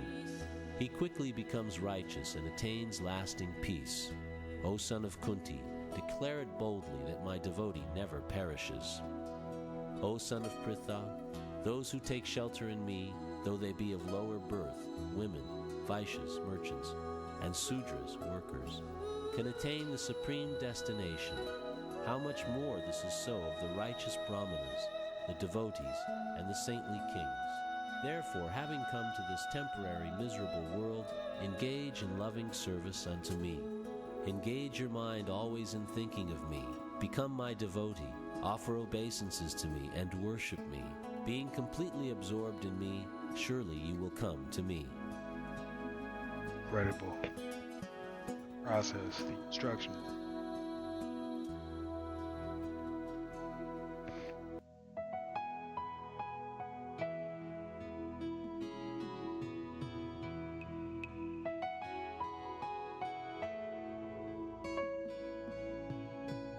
Chapter 10, The Opulence of the Absolute. The Supreme Personality of Godhead said, Listen again, O mighty armed Arjuna. Because you are my dear friend, for your benefit I shall speak to you further, giving knowledge that is better than what I have already explained. Neither the hosts of demigods nor the great sages know my origin or opulences, for in every respect I am the source of the demigods and sages. He who knows me as the unborn, as the beginningless, as the supreme Lord of all the worlds, he only, undiluted among men, is freed from all sins. Intelligence, knowledge, freedom from doubt and delusion, forgiveness, truthfulness, control of the senses, control of the mind, happiness and distress, birth, death, fear, fearlessness, non-violence, equanimity, satisfaction, austerity, charity, fame, and infamy. All these various qualities of living beings are created by me alone. The 7 great sages, and before them the 4 other great sages, and the Manus, progenitors of mankind, come from me, born from my mind, and all living beings populating the various planets descend from them. One who is factually convinced of this opulence and mystic power of mine engages in unalloyed devotional service. Of this there is no doubt. I am the source of all spiritual and material worlds. Everything emanates from me.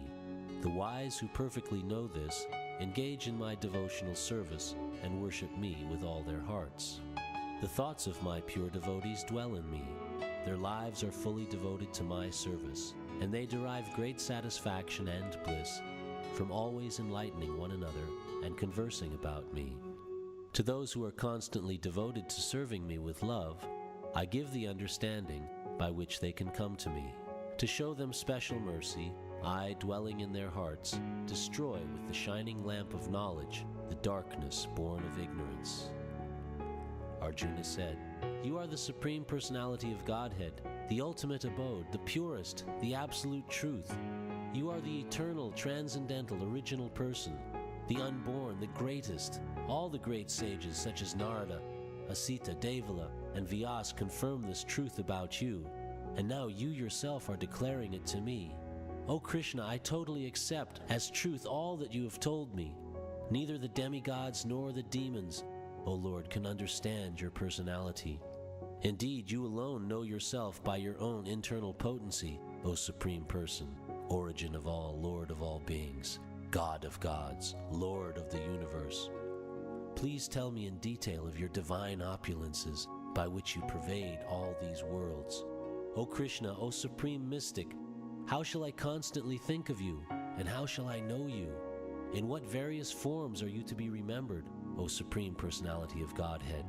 O Janardana, please describe in detail the mystic power of your opulences. I am never satiated in hearing about you, for the more I hear, the more I want to taste the nectar of your words." The Supreme Personality of Godhead said, "Yes, I will tell you of my splendorous manifestations, but only of those which are prominent, O Arjun, for my opulence is limitless.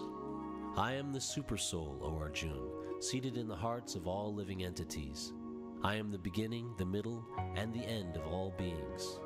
Of the Adityas I am Vishnu, of lights I am the radiant sun, of the Maruts I am Marichi, and among stars I am the moon. Of the Vedas I am the Samaveda, of the demigods I am Indra, the king of heaven.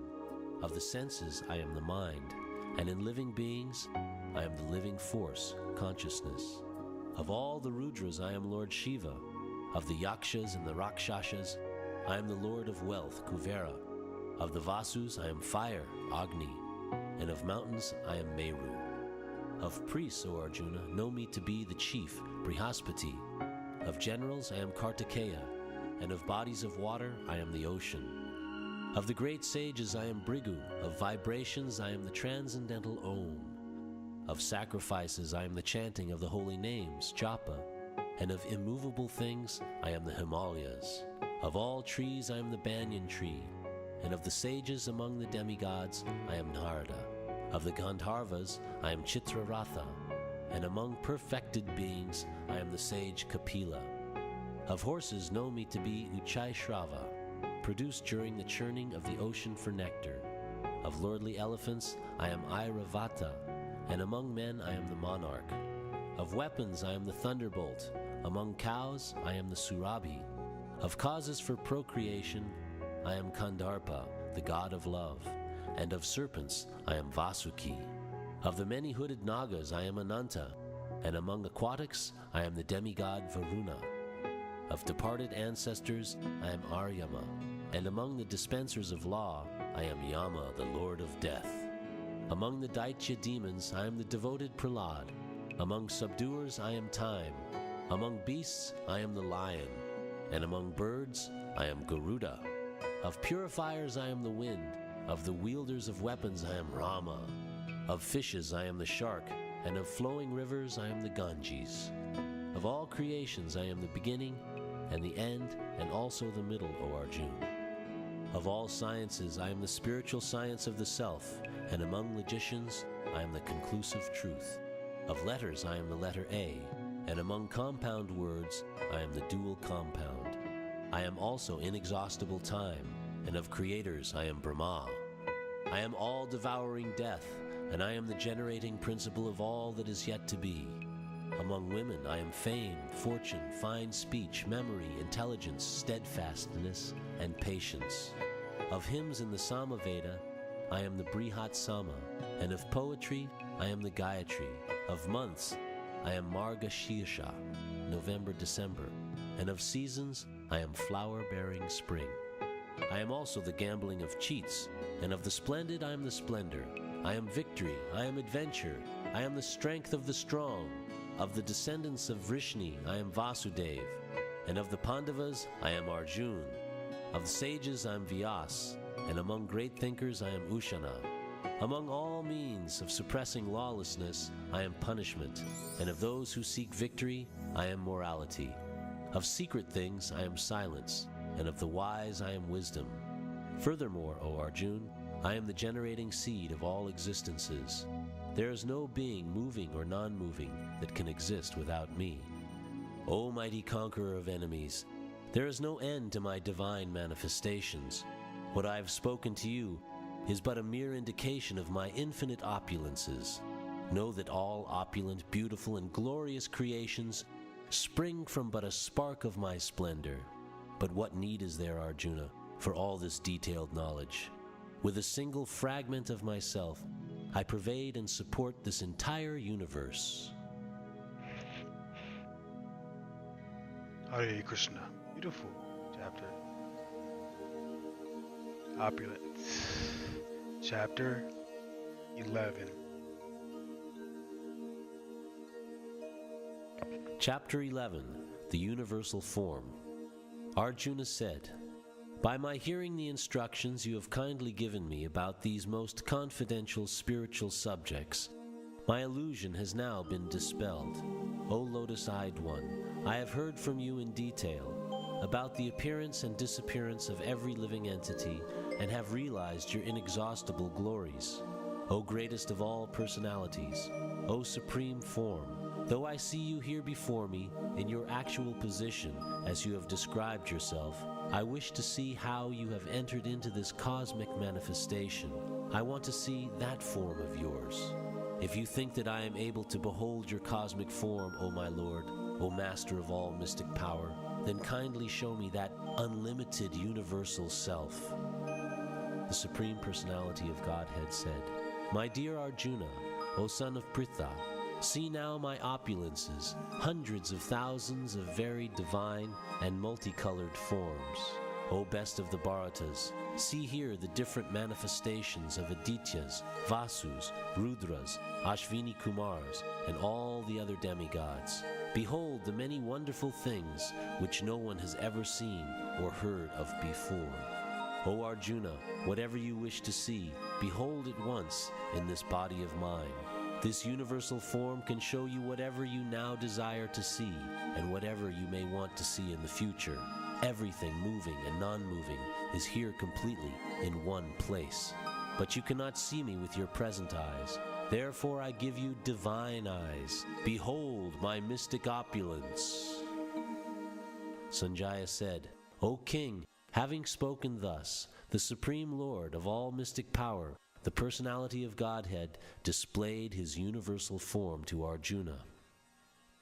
Arjuna saw in that universal form unlimited mouths, unlimited eyes, unlimited wonderful visions. The form was decorated with many celestial ornaments and bore many divine upraised weapons. He wore celestial garlands and garments, and many divine scents were smeared all over his body.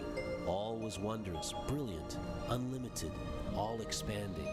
If hundreds of thousands of suns were to rise at once into the sky, their radiance might resemble the effulgence of the Supreme Person in that universal form. At that time, Arjuna could see in the universal form of the Lord the unlimited expansions of the universe situated in one place, although divided into many, many thousands. Then, bewildered and astonished, his hair standing on end, Arjuna bowed his head to offer obeisances, and with folded hands began to pray to the Supreme Lord. Arjuna said, "My dear Lord Krishna, I see assembled in your body all the demigods and various other living entities. I see Brahma sitting on the lotus flower, as well as Lord Shiva and all the sages and divine serpents. O Lord of the universe, O universal form, I see in your body many, many arms, bellies, mouths, and eyes, expanded everywhere without limit. I see in you no end, no middle, and no beginning. Your form is difficult to see because of its glaring effulgence, spreading on all sides like blazing fire or the immeasurable radiance of the sun. Yet I see this glowing form everywhere, adorned with various crowns, clubs, and discs. You are the supreme primal objective. You are the ultimate resting place of all this universe. You are inexhaustible, and you are the oldest. You are the maintainer of the eternal religion, the personality of Godhead. This is my opinion. You are without origin, middle, or end. Your glory is unlimited. You have numberless arms, and the sun and moon are your eyes. I see you with blazing fire coming forth from your mouth, burning this entire universe by your own radiance. Although you are one, you spread throughout the sky and the planets and all space between. O Great One, seeing this wondrous and terrible form, all the planetary systems are perturbed. All the hosts of demigods are surrendering before you and entering into you. Some of them, very much afraid, are offering prayers with folded hands. Hosts of great sages and perfected beings crying, "All peace," are praying to you by singing the Vedic hymns. All the various manifestations of Lord Shiva, the Adityas, the Vasus, the Sadyas, the Vishvadevas, the two Ashvis, the Maruts, the Forefathers, the Gandharvas, the Yakshas, the Asuras, and the perfected demigods are beholding you in wonder. O mighty armed one, all the planets with their demigods are disturbed at seeing your great form with its many faces, eyes, arms, thighs, legs, and bellies, and your many terrible teeth. As they are disturbed, so am I. O all-pervading Vishnu, seeing you with your many radiant colors touching the sky, your gaping mouths, and your great glowing eyes, my mind is perturbed by fear. I can no longer maintain my steadiness or equilibrium of mind. O Lord of Lords, O refuge of the worlds, please be gracious to me. I cannot keep my balance seeing your blazing death-like faces and awful teeth. In all directions I am bewildered. All the sons of Dhritarashtra, along with their allied kings, and Bhishma, Drona, Karna, and our chief soldiers also, are all rushing into your fearful mouths, and some I see trapped with heads smashed between your teeth. As the many waves of the river flow into the ocean, so do all these great warriors enter, blazing into your mouths. I see all people rushing full speed into your mouths, as moths dash to destruction in a blazing fire. O Vishnu, I see you devouring all people from all sides with your flaming mouths, covering all the universe with your effulgence. You are manifest with terrible scorching rays. O Lord of Lords, so fierce of form, please tell me who you are. I offer my obeisances unto you. Please be gracious to me. You are the primal Lord. I want to know about you, for I do not know what your mission is. The Supreme Personality of Godhead said, "Time I am, the great destroyer of the worlds, and I have come here to destroy all people, with the exception of you, the Pandavas. All the soldiers here on both sides will be slain. Therefore get up, prepare to fight and win glory. Conquer your enemies, and enjoy a flourishing kingdom. They are already put to death by my arrangement, and you, O Savyasachi, can be but an instrument in the fight. Drona, Bhishma, Jayadratha, Karna, and the other great warriors have already been destroyed by me. Therefore kill them and do not be disturbed. Simply fight, and you will vanquish your enemies in battle." Sanjaya said to Dhritarashtra, O king, after hearing these words from the Supreme Personality of Godhead, the trembling Arjuna offered obeisances with folded hands again and again. He fearfully spoke to Lord Krishna in a faltering voice as follows. Arjuna said, O master of the senses, the world becomes joyful upon hearing your name, and thus everyone becomes attached to you. Although the perfected beings offer you their respectful homage, the demons are afraid, and they flee here and there. All this is rightly done. O great one, greater even than Brahma, you are the original creator. Why then should they not offer their respectful obeisances unto you? O limitless one, God of gods, refuge of the universe, you are the invincible source, the cause of all causes, transcendental to this material manifestation.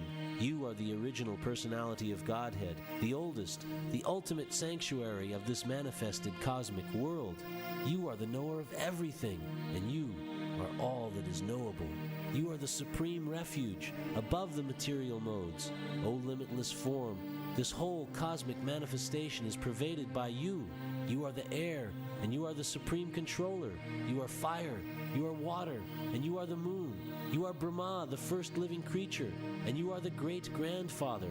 I therefore offer my respectful obeisances unto you 1,000 times, and again, and yet again. Obeisances to you from the front, from behind, and from all sides. O unbounded power, you are the master of limitless might. You are all-pervading, and thus you are everything. Thinking of you as my friend, I have rashly addressed you. O Krishna, O Yadava, O my friend, not knowing your glories. Please forgive whatever I may have done in madness or in love. I have dishonored you many times, jesting as we relaxed, lay on the same bed, or sat or ate together, sometimes alone, and sometimes in front of many friends. O infallible one, please excuse me for all those offenses. You are the father of this complete cosmic manifestation, of the moving and the non-moving. You are its worshipable chief, the supreme spiritual master. No one is equal to you, nor can anyone be one with you. How then could there be anyone greater than you within the three worlds, O Lord of immeasurable power? You are the supreme Lord, to be worshipped by every living being. Thus I fall down to offer you my respectful obeisances and ask your mercy. As a father tolerates the impudence of his son, or a friend tolerates the impertinence of a friend, or a wife tolerates the familiarity of her partner, please tolerate the wrongs I may have done you. After seeing this universal form, which I have never seen before, I am gladdened, but at the same time my mind is disturbed with fear. Therefore, please bestow your grace upon me, and reveal again your form as the personality of Godhead, O Lord of Lords, O abode of the universe.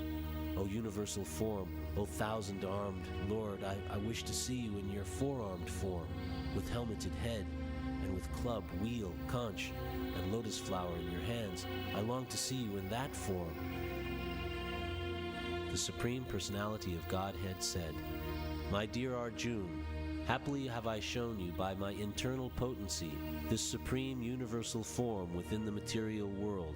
No one before you has ever seen this primal form, unlimited and full of glaring effulgence. O best of the Kuru warriors, no one before you has ever seen this universal form of mine, for neither by studying the Vedas, nor by performing sacrifices, nor by charity, nor by pious activities, nor by severe penances, can I be seen in this form in the material world. You have been perturbed and bewildered by seeing this horrible feature of mine. Now let it be finished. My devotee, be free again from all disturbances. With a peaceful mind, you can now see the form you desire. Sanjaya said to Dhritarashtra, the Supreme Personality of Godhead, Krishna, having spoken thus to Arjuna, displayed his real four-armed form, and at last showed his two-armed form, thus encouraging the fearful Arjuna.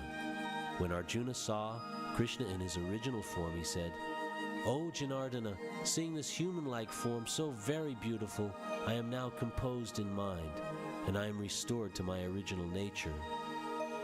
The Supreme Personality of Godhead said, My dear Arjuna, this form of mine you are now seeing is very difficult to behold. Even the demigods are ever seeking the opportunity to see this form which is so dear. The form you are seeing with your transcendental eyes cannot be understood simply by studying the Vedas, nor by undergoing serious penances, nor by charity, nor by worship. It is not by these means that one can see me as I am. My dear Arjuna, only by undivided devotional service can I be understood as I am, standing before you, and can thus be seen directly. Only in this way can you enter into the mysteries of my understanding. My dear Arjuna, he who engages in my pure devotional service, free from the contaminations of fruitive activities and mental speculation, he who works for me, who makes me the supreme goal of his life, and who is friendly to every living being, he certainly comes to me. What a great chapter. Visceral form and returning back to armed form. To keep the mind composed. I love this chapter. Jai Shri Krishna. Hare Krishna. Chapter 12.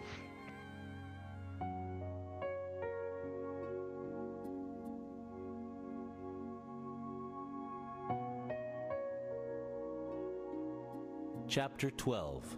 Devotional Service.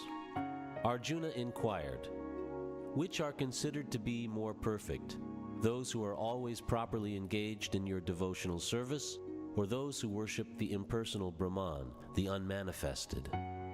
The Supreme Personality of Godhead said, those who fix their minds on my personal form and are always engaged in worshiping me with great and transcendental faith are considered by me to be most perfect. But those who fully worship the unmanifested, that which lies beyond the perception of the senses, the all-pervading, inconceivable, unchanging, fixed, and immovable, the impersonal conception of the absolute truth, by controlling the various senses and being equally disposed to everyone, such persons engaged in the welfare of all at last achieve me. For those whose minds are attached to the unmanifested, impersonal feature of the Supreme, advancement is very troublesome. To make progress in that discipline is always difficult for those who are embodied. But those who worship me, giving up all their activities unto me, and being devoted to me without deviation, engaged in devotional service, and always meditating upon me, having fixed their minds upon me, O son of Pritha, for them I am the swift deliverer from the ocean of birth and death.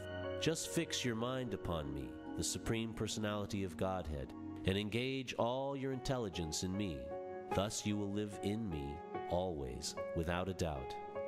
My dear Arjuna, O winner of wealth, if you cannot fix your mind upon me without deviation, then follow the regulative principles of Bhakti Yoga.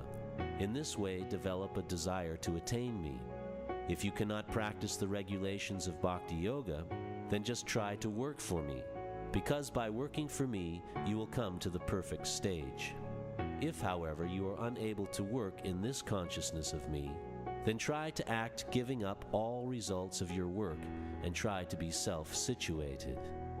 If you cannot take to this practice, then engage yourself in the cultivation of knowledge.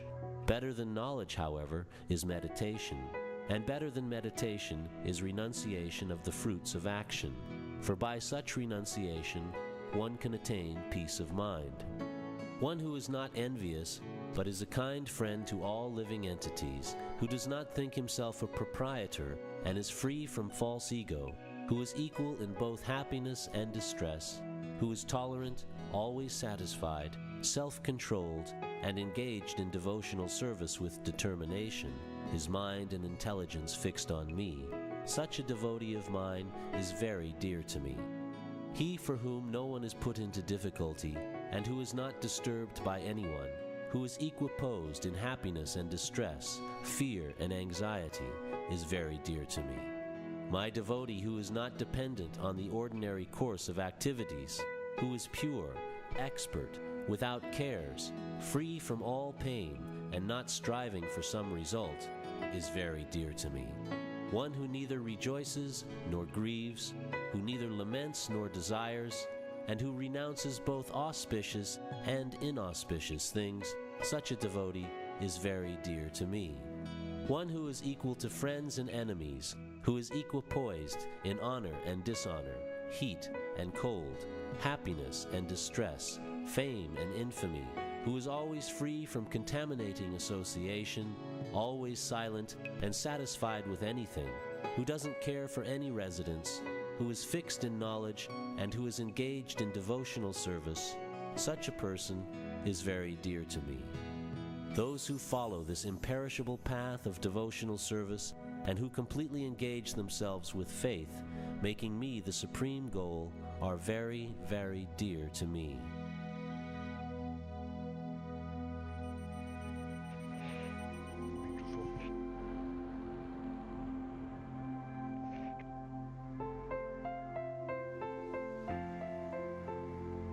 Chapter 13. Nature, the Enjoyer, and Consciousness.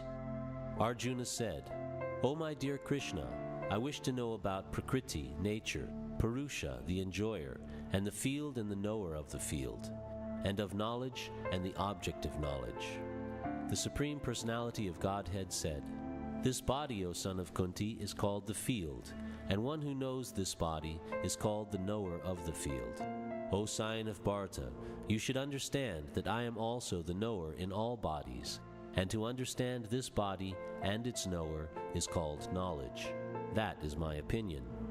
Now please hear my brief description of this field of activity and how it is constituted, what its changes are, whence it is produced, who that knower of the field of activities is, and what his influences are. That knowledge of the field of activities and of the knower of activities is described by various sages in various Vedic writings. It is especially presented in Vedanta Sutra with all reasoning as to cause and effect.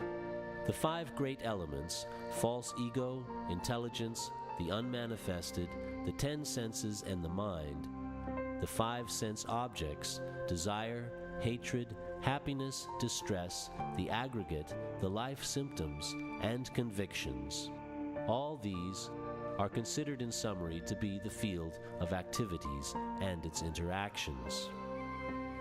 Humility, pridelessness, non-violence, tolerance, simplicity, approaching a bona fide spiritual master, cleanliness, steadiness, self-control, renunciation of the objects of sense gratification, absence of false ego, the perception of the evil of birth, death, old age, and disease, detachment, freedom from entanglement with children, wife, home, and the rest, even-mindedness amid pleasant and unpleasant events, constant and unalloyed devotion to me, aspiring to live in a solitary place, detachment from the general mass of people, accepting the importance of self-realization, and philosophical search for the absolute truth, all these I declare to be knowledge. And besides this, whatever there may be is ignorance. I shall now explain the knowable, knowing which you will taste the eternal. Brahman, the spirit, beginningless and subordinate to me, lies beyond the cause and effect of this material world. Everywhere are his hands and legs, his eyes, heads, and faces, and he has ears everywhere. And in this way the Supersoul exists, pervading everything. The Supersoul is the original source of all senses, yet he is without senses. He is unattached, although he is the maintainer of all living beings. He transcends the modes of nature, and at the same time he is the master of all the modes of material nature. The Supreme Truth exists outside and inside of all living beings, the moving and the non-moving. Because he is subtle, he is beyond the power of the material senses to see or to know. Although far, far away, he is also near to all. Although the Supersoul appears to be divided among beings, he is never divided. He is situated as one. Although he is the maintainer of every living entity, it is to be understood that he devours and develops all. He is the source of light in all luminous objects. He is beyond the darkness of matter and is unmanifested. He is knowledge. He is the object of knowledge, and he is the goal of knowledge. He is situated in everyone's heart. Thus the field of activities, the body, knowledge, and the knowable have been summarily described by me. Only my devotees can understand this thoroughly and thus attain to my nature. Material nature and the living entities should be understood to be beginningless. Their transformations and the modes of matter are products of material nature. Nature is said to be the cause of all material causes and defects, whereas the living entity is the cause of the various sufferings and enjoyments in this world. The living entity in material nature thus follows the ways of life, enjoying the three modes of nature. This is due to his association with that material nature. Thus he meets with good and evil among various species. Yet in this body there is another, a transcendental enjoyer, who is the Lord, the supreme proprietor, who exists as the overseer and permitter, and who is known as the Supersoul. One who understands this philosophy concerning material nature, the living entity, and the interaction of the modes of nature is sure to attain liberation. He will not take birth here again, regardless of his present position. Some perceive the Supersoul within themselves through meditation, others through the cultivation of knowledge, and still others through working without fruitive desires. Again, there are those who, although not conversant in spiritual knowledge, begin to worship the Supreme Person upon hearing about him from others. Because of their tendency to hear from authorities, they also transcend the path of birth and death. O Chief of the Bhartas, know that whatever you see in existence, both the moving and the non-moving, is only a combination of the field of activities and the knower of the field.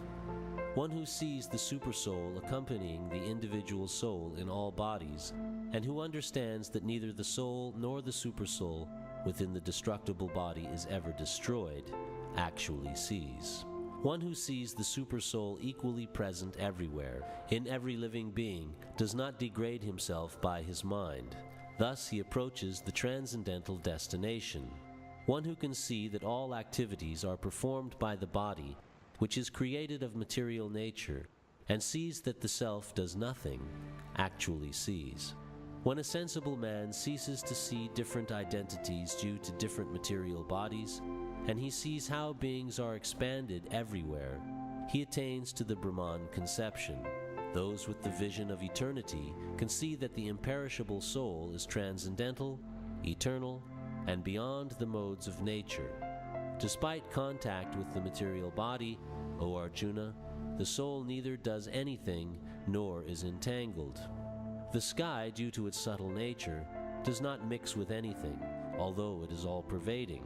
Similarly, the soul situated in Brahman vision does not mix with the body, though situated in that body.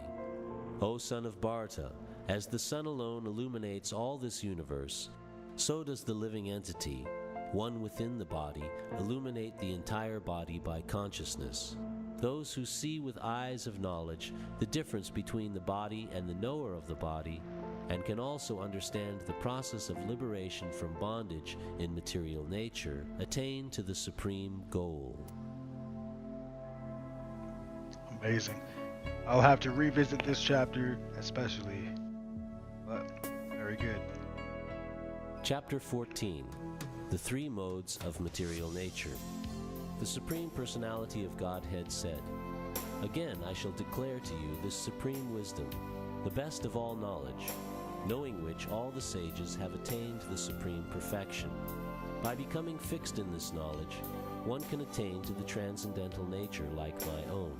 Thus established, one is not born at the time of creation or disturbed at the time of dissolution. The total material substance called Brahman is the source of birth, and it is that Brahman that I impregnate, making possible the births of all living beings, O son of Bharata. It should be understood that all species of life, O son of Kunti, are made possible by birth in this material nature, and that I am the seed-giving father. Material nature consists of three modes: goodness, passion, and ignorance. When the eternal living entity comes in contact with nature, O mighty armed Arjuna, he becomes conditioned by these modes. O sinless one, the mode of goodness, being purer than the others, is illuminating, and it frees one from all sinful reactions. Those situated in that mode become conditioned by a sense of happiness and knowledge. The mode of passion is born of unlimited desires and longings, O son of Kunti, and because of this, the embodied living entity is bound to material fruitive actions. O son of Bharata, know that the mode of darkness, born of ignorance, is the delusion of all embodied living entities. The results of this mode are madness, indolence, and sleep, which bind the conditioned soul. O son of Bharata, the mode of goodness conditions one to happiness, passion conditions one to fruitive action, and ignorance, covering one's knowledge, binds one to madness. Sometimes the mode of goodness becomes prominent, defeating the modes of passion and ignorance, O son of Bharata.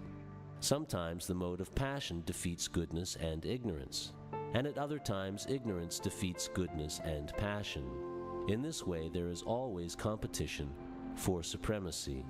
The manifestations of the mode of goodness can be experienced when all the gates of the body are illuminated by knowledge. O chief of the Bharatas, when there is an increase in the mode of passion, the symptoms of great attachment, fruitive activity, intense endeavor, and uncontrollable desire and hankering develop. When there is an increase in the mode of ignorance, O son of Kuru, darkness, inertia, madness, and illusion are manifested. When one dies in the mode of goodness, he attains to the pure higher planets of the great sages. When one dies in the mode of passion, he takes birth among those engaged in fruitive activities. And when one dies in the mode of ignorance, he takes birth in the animal kingdom. The result of pious action is pure and is said to be in the mode of goodness, but action done in the mode of passion results in misery, and action performed in the mode of ignorance results in foolishness. From the mode of goodness, real knowledge develops. From the mode of passion, greed develops, and from the mode of ignorance develops foolishness, madness, and illusion. Those situated in the mode of goodness gradually go upward to the higher planets. Those in the mode of passion live on the earthly planets, and those in the abominable mode of ignorance go down to the hellish worlds. When one properly sees that in all activities no other performer is at work than these modes of nature, and he knows the Supreme Lord, who is transcendental to all these modes, he attains my spiritual nature. When the embodied being is able to transcend these three modes associated with the material body, he can become free from birth, death, old age, and their distresses, and can enjoy nectar even in this life. Arjuna inquired, O my dear Lord, by which symptoms is one known who is transcendental to these three modes? What is his behavior, and how does he transcend the modes of nature?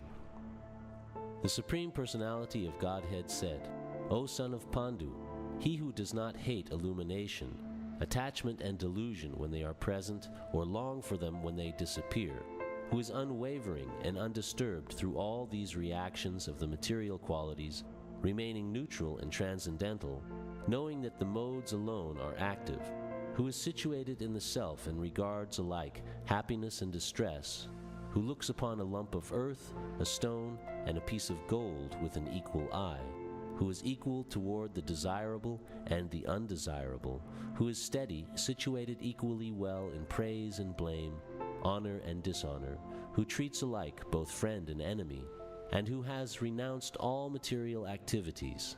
Such a person is said to have transcended the modes of nature.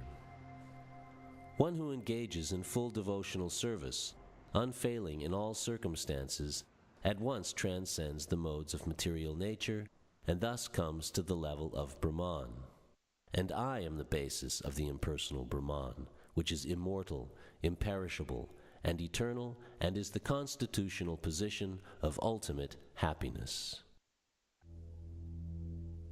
The three gunas, Sattva, Rajo, and Tamo. Amazing chapter. Chapter 4. Now we're on 15.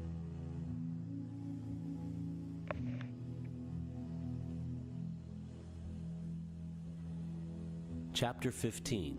The Yoga of the Supreme Person. The Supreme Personality of Godhead said, It is said that there is an imperishable banyan tree that has its roots upward and its branches down, and whose leaves are the Vedic hymns. One who knows this tree is the knower of the Vedas. The branches of this tree extend downward and upward, nourished by the three modes of material nature. The twigs are the objects of the senses. This tree also has roots going down, and these are bound to the fruitive actions of human society. The real form of this tree cannot be perceived in this world. No one can understand where it ends, where it begins, or where its foundation is.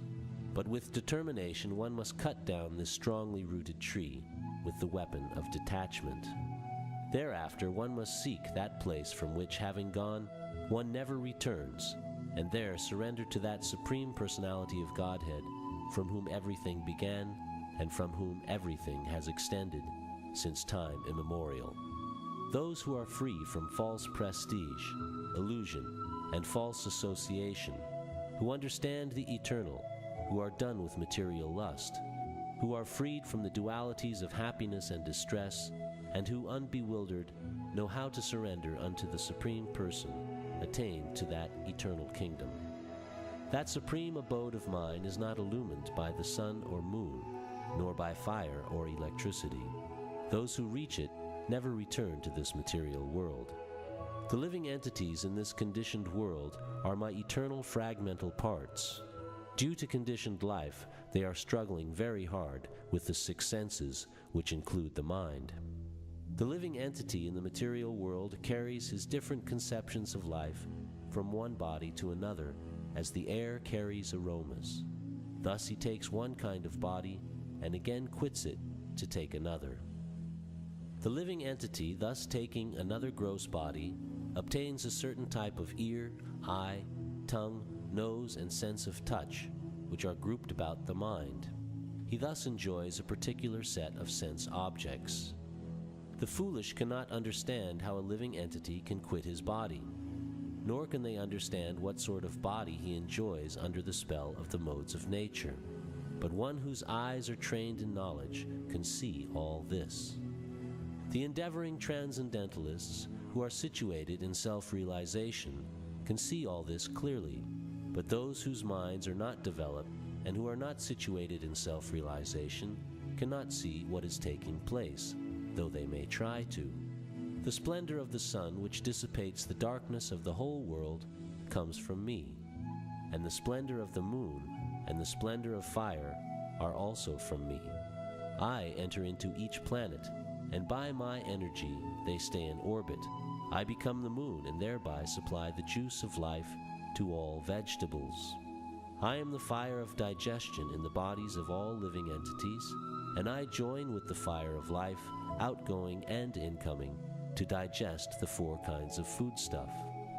I am seated in everyone's heart, and from me comes remembrance, knowledge, and forgetfulness.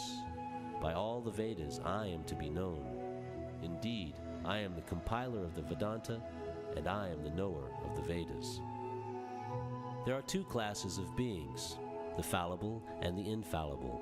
In the material world, every living entity is fallible, and in the spiritual world, every living entity is called infallible. Besides these two, there is the greatest living personality, the Supreme Soul, the imperishable Lord Himself, who has entered the three worlds and is maintaining them. Because I am transcendental, beyond both the fallible and the infallible, and because I am the greatest, I am celebrated both in the world and in the Vedas as that Supreme Person. Whoever knows me as the Supreme Personality of Godhead, without doubting, is the knower of everything. He therefore engages himself in full devotional service to me, O son of Bharata. This is the most confidential part of the Vedic scriptures, O sinless one, and it is disclosed now by me. Whoever understands this will become wise, and his endeavors will know perfection. How beautiful. I love it. Chapter 16.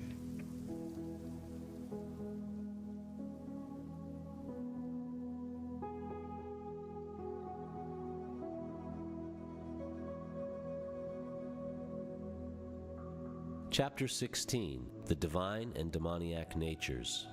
The Supreme Personality of Godhead said, fearlessness, purification of one's existence, cultivation of spiritual knowledge, charity, self-control, performance of sacrifice, study of the Vedas, austerity, simplicity, non-violence, truthfulness, freedom from anger, renunciation, tranquility, aversion to fault-finding, compassion for all living entities, freedom from covetousness, gentleness, modesty, steady determination, vigor, forgiveness, fortitude, cleanliness, and freedom from envy and the passion for honor.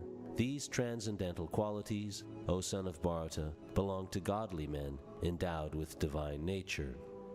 Pride, arrogance, conceit, anger, harshness, and ignorance, these qualities belong to those of demoniac nature, O son of Pritha. The transcendental qualities are conducive to liberation, whereas the demoniac qualities make for bondage. Do not worry, O son of Pandu, for you are born with the divine qualities. O son of Pritha, in this world there are two kinds of created beings. One is called the divine and the other demoniac. I have already explained to you at length the divine qualities. Now hear from me of the demoniac. Those who are demoniac do not know what is to be done and what is not to be done. Neither cleanliness nor proper behavior nor truth is found in them. They say that this world is unreal, with no foundation, no God in control. They say it is produced of sex desire and has no cause other than lust. Following such conclusions, the demoniac who are lost to themselves and who have no intelligence engage in the unbeneficial, horrible works meant to destroy the world. Taking shelter of insatiable lust and absorbed in the conceit of pride and false prestige, the demoniac thus illusioned are always sworn to unclean work, attracted by the impermanent. They believe that to gratify the senses is the prime necessity of human civilization. Thus, until the end of life, their anxiety is immeasurable. Bound by a network of hundreds of thousands of desires and absorbed in lust and anger, they secure money by illegal means for sense gratification. The demoniac person thinks, so much wealth do I have today, and I will gain more according to my schemes. So much is mine now, and it will increase in the future, more and more. He is my enemy, and I have killed him, and my other enemies will also be killed. I am the Lord of everything. I am the enjoyer. I am perfect, powerful, and happy.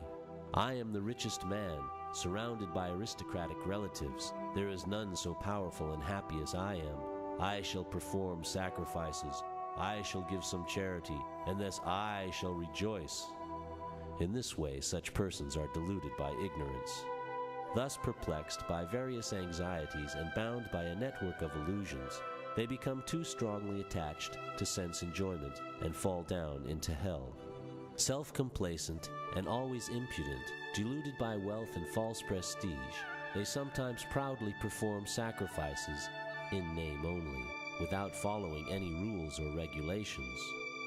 Bewildered by false ego, strength, pride, lust, and anger, the demons become envious of the Supreme Personality of Godhead, who is situated in their own bodies and in the bodies of others, and blaspheme against the real religion.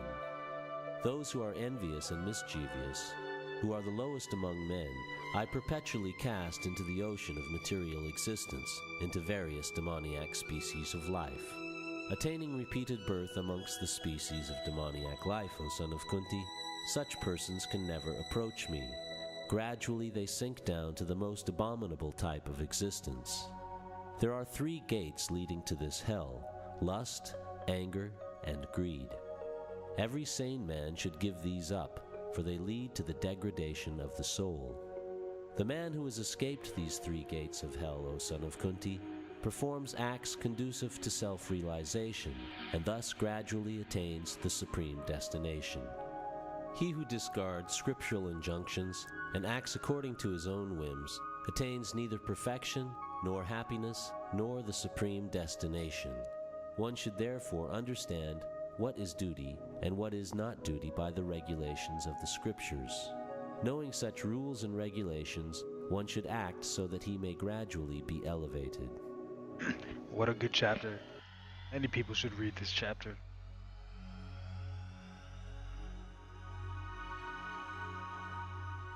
Chapter 17, The Divisions of Faith. Arjuna inquired, "O Krishna, what is the situation of those who do not follow the principles of Scripture, but worship according to their own imagination? Are they in goodness, in passion, or in ignorance?"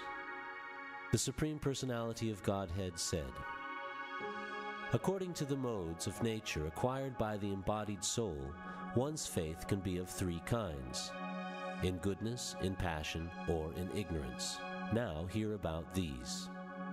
O son of Bharata, according to one's existence, under the various modes of nature, one evolves a particular kind of faith. The living being is said to be of a particular faith according to the modes he has acquired. Men in the mode of goodness worship the demigods. Those in the mode of passion worship the demons. And those in the mode of ignorance worship ghosts and spirits. Those who undergo severe austerities and penances not recommended in the Scriptures, performing them out of pride and egoism, who are impelled by lust and attachment, who are foolish and who torture the material elements of the body, as well as the supersoul dwelling within, are to be known as demons. Even the food each person prefers is of three kinds, according to the three modes of material nature. The same is true of sacrifices, austerities, and charity. Now hear of the distinctions between them. Foods dear to those in the mode of goodness increase the duration of life, purify one's existence, and give strength, health, happiness, and satisfaction. Such foods are juicy, fatty, wholesome, and pleasing to the heart. Foods that are too bitter, too sour, salty, hot, pungent, dry, and burning are dear to those in the mode of passion. Such foods cause distress, misery, and disease. Food prepared more than 3 hours before being eaten, food that is tasteless, decomposed and putrid, and food consisting of remnants and untouchable things is dear to those in the mode of darkness. Of sacrifices, the sacrifice performed according to the directions of Scripture, as a matter of duty, by those who desire no reward, is of the nature of goodness. But the sacrifice performed for some material benefit, or for the sake of pride, O chief of the Bharatas, you should know to be in the mode of passion. Any sacrifice performed without regard for the directions of Scripture, without distribution of prasadam, spiritual food, without chanting of Vedic hymns and remunerations to the priests, and without faith, is considered to be in the mode of ignorance. Austerity of the body consists in worship of the Supreme Lord, the Brahmanas, the spiritual master, and superiors like the father and mother, and in cleanliness, simplicity, celibacy, and non-violence. Austerity of speech consists in speaking words that are truthful, pleasing, beneficial, and not agitating to others, and also in regularly reciting Vedic literature. And satisfaction, simplicity, gravity, self-control, and purification of one's existence are the austerities of the mind. This threefold austerity, performed with transcendental faith by men, not expecting material benefits, but engaged only for the sake of the Supreme, is called austerity in goodness. Penance performed out of pride and for the sake of gaining respect, honor, and worship is said to be in the mode of passion. It is neither stable nor permanent. Penance performed out of foolishness, with self-torture, or to destroy or injure others, is said to be in the mode of ignorance.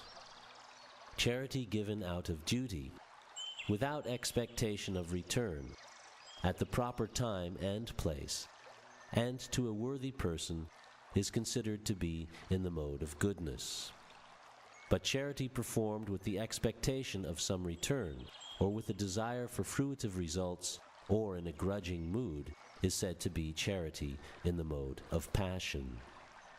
And charity performed at an impure place, at an improper time, to unworthy persons, or without proper attention and respect, is said to be in the mode of ignorance. From the beginning of creation, the three words Om Tat Sat were used to indicate the supreme absolute truth. These three symbolic representations were used by Brahmanas while chanting the hymns of the Vedas and during sacrifices for the satisfaction of the Supreme. Therefore, transcendentalists undertaking performances of sacrifice, charity, and penance in accordance with scriptural regulations begin always with Om to attain the Supreme. Without desiring fruitive results, one should perform various kinds of sacrifice, penance, and charity with the word Tat. The purpose of such transcendental activities is to get free from material entanglement. The absolute truth is the objective of devotional service, and it is indicated by the word Sat. The performer of such sacrifice is also called Sat, as are all works of sacrifice, penance, and charity, which, true to the absolute nature, are performed to please the Supreme Person, O son of Pritha. Anything done as sacrifice, charity, or penance without faith in the Supreme, O son of Pritha, is impermanent. It is called asat, and it is useless both in this life and the next.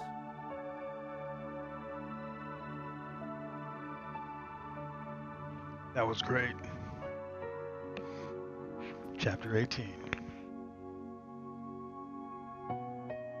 Chapter 18, Conclusion, the Perfection of Renunciation.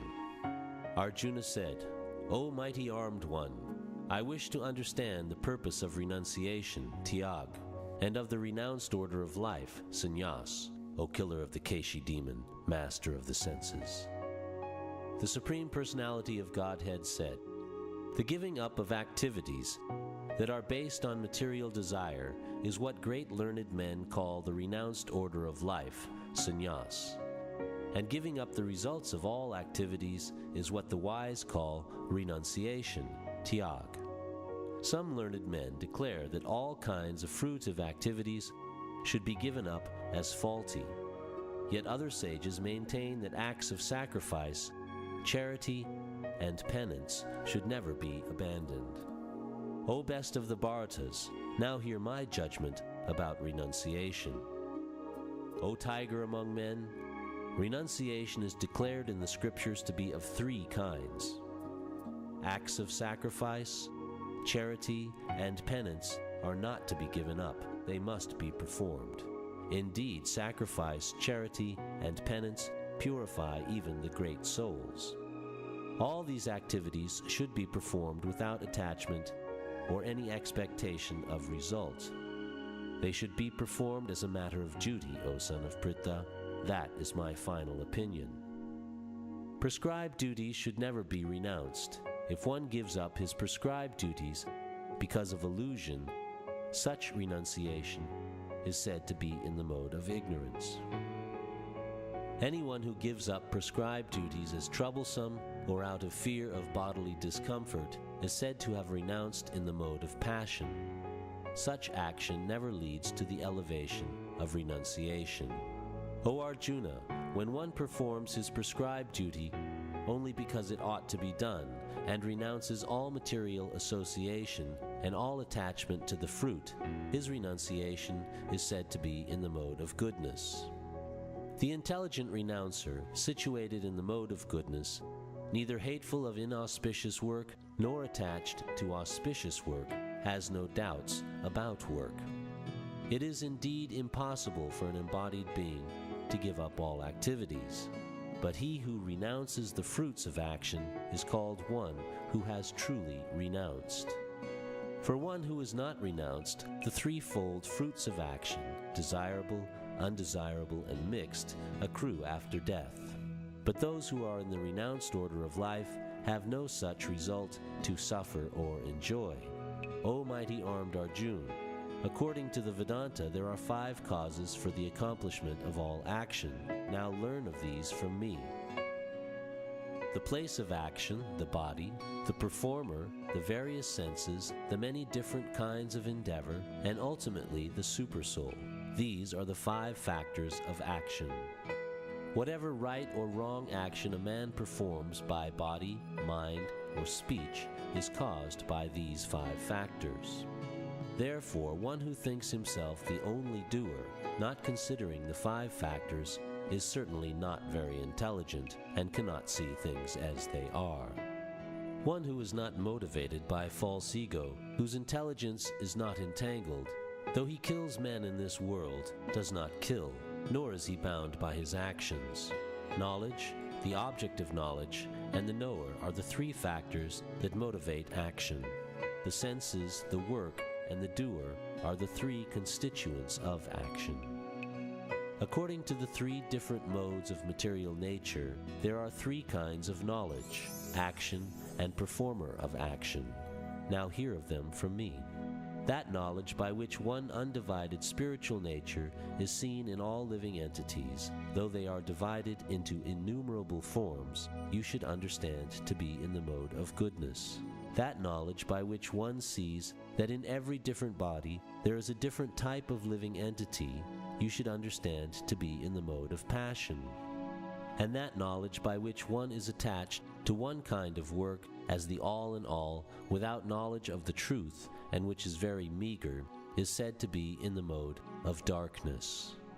That action which is regulated and which is performed without attachment, without love or hatred, and without desire for fruit of results, is said to be in the mode of goodness. But action performed with great effort, by one seeking to gratify his desires, and enacted from a sense of false ego, is called action in the mode of passion. That action performed in illusion, in disregard of scriptural injunctions, and without concern for future bondage, or for violence or distress caused to others, is said to be in the mode of ignorance. One who performs his duty without association with the modes of material nature, without false ego, with great determination and enthusiasm, and without wavering in success or failure, is said to be a worker in the mode of goodness.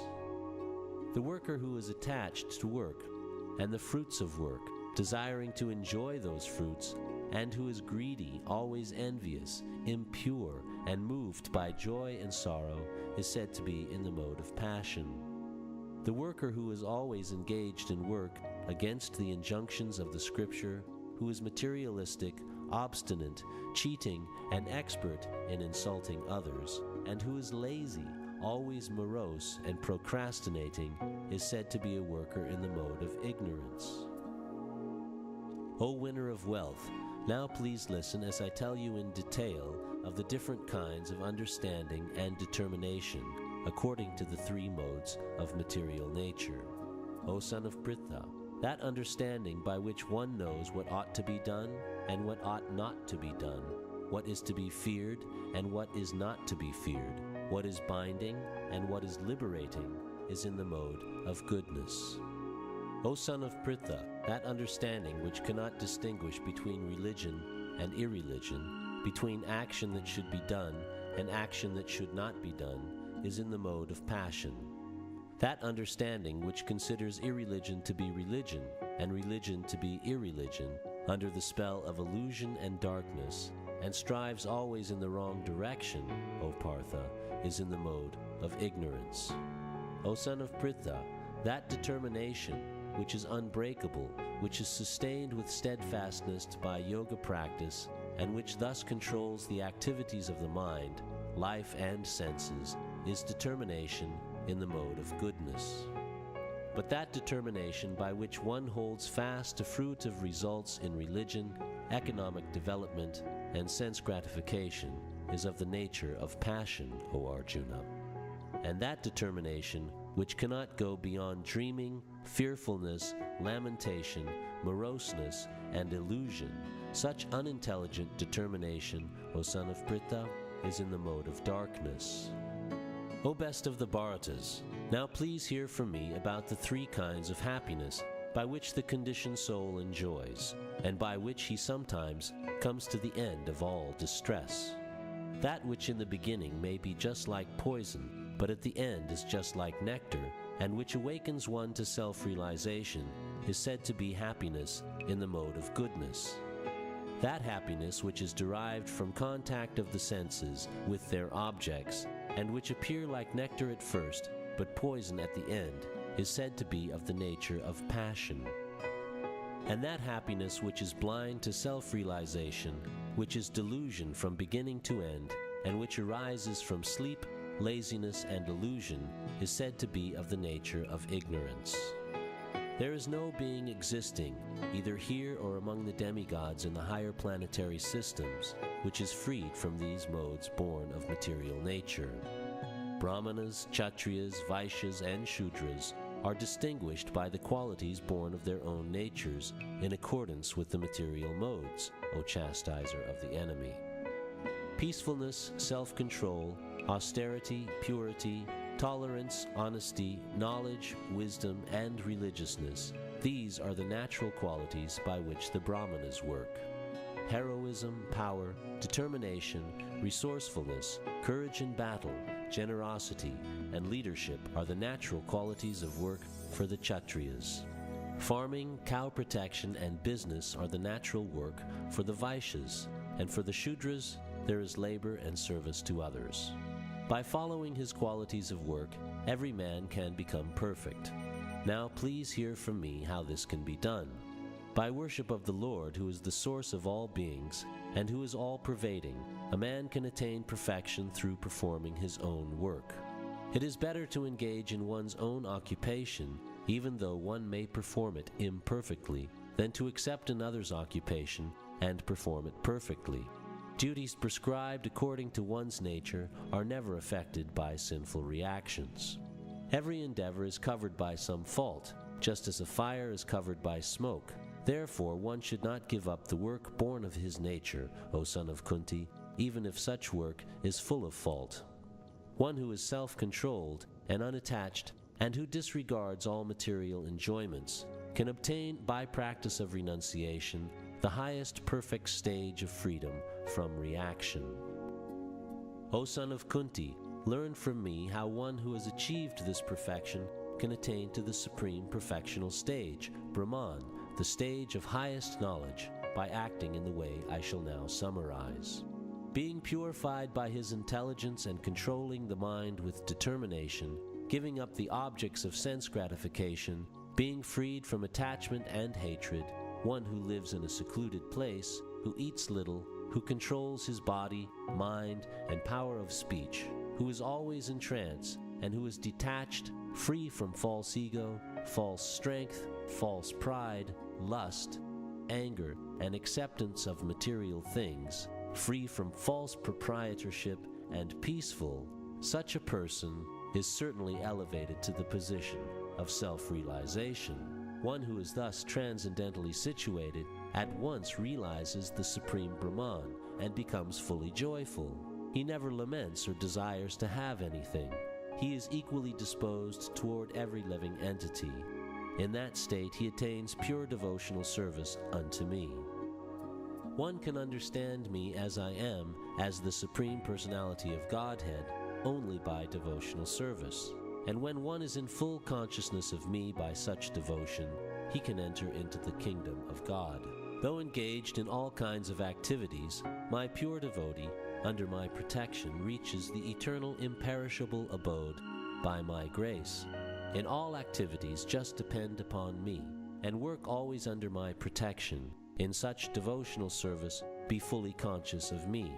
If you become conscious of me, you will pass over all the obstacles of conditioned life by my grace. If, however, you do not work in such consciousness, but act through false ego, not hearing me, you will be lost. If you do not act according to my direction, and do not fight, then you will be falsely directed. By your nature, you will have to be engaged in warfare. Under illusion, you are now declining to act according to my direction, but compelled by the work born of your own nature, you will act all the same, O son of Kunti. The Supreme Lord is situated in everyone's heart, O Arjun, and is directing the wandering of all living entities who are seated as on a machine made of the material energy. O sign of Bharta, surrender unto him utterly. By his grace you will attain transcendental peace and the supreme eternal abode. Thus I have explained to you knowledge still more confidential. Deliberate on this fully, and then do what you wish to do. Because you are my very dear friend, I am speaking to you my supreme instruction, the most confidential knowledge of all. Hear this from me, for it is for your benefit. Always think of me, become my devotee, worship me, and offer your homage unto me. Thus you will come to me without fail. I promise you this because you are my very dear friend. Abandon all varieties of religion, and just surrender unto me. I shall deliver you from all sinful reactions. Do not fear. This confidential knowledge may never be explained to those who are not austere or devoted or engaged in devotional service, nor to one who is envious of me. For one who explains this supreme secret to the devotees, pure devotional service is guaranteed, and at the end he will come back to me. There is no servant in this world more dear to me than he, nor will there ever be one more dear. And I declare that he who studies this sacred conversation of ours worships me by his intelligence. And one who listens with faith and without envy becomes free from sinful reactions and attains to the auspicious planets where the pious dwell. O son of Pritha, O conqueror of wealth, have you heard this with an attentive mind? And are your ignorance and illusions now dispelled? Arjuna said, My dear Krishna, O infallible one, my illusion is now gone. I have regained my memory by your mercy. I am now firm and free from doubt, and am prepared to act according to your instructions. Sanjaya said, Thus I have heard the conversation of two great souls, Krishna and Arjuna, and so wonderful is that message that my hair is standing on end. By the mercy of Vyasa, I have heard these most confidential talks directly from the master of all mysticism, Krishna, who is speaking personally to Arjuna. O King, as I repeatedly recall this wondrous and holy dialogue between Krishna and Arjuna, I take pleasure, being thrilled at every moment. O King, as I remember the wonderful form of Lord Krishna, I am struck with wonder more and more, and I rejoice again and again. Wherever there is Krishna, the master of all mystics, and wherever there is Arjuna, the supreme archer, there will also certainly be opulence, victory, extraordinary power, and morality. That is my opinion.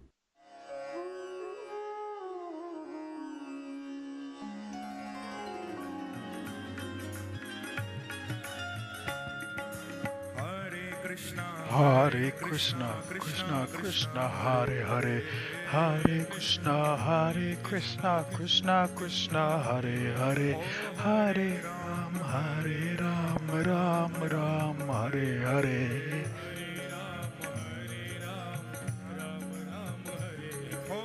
Hare Krishna, Krishna Krishna, Hare Hare, Hare Krishna, Krishna Krishna, Hare Hare. Hare Ram, Ram Ram, Hare Hare. Hare Ram, Ram Ram, Hare Hare. Oh Hare Krishna, Krishna Krishna, Hare Hare. Hare Krishna, Krishna Krishna, Hare Hare. Oh Hare Ram, Ram Ram, Hare Hare.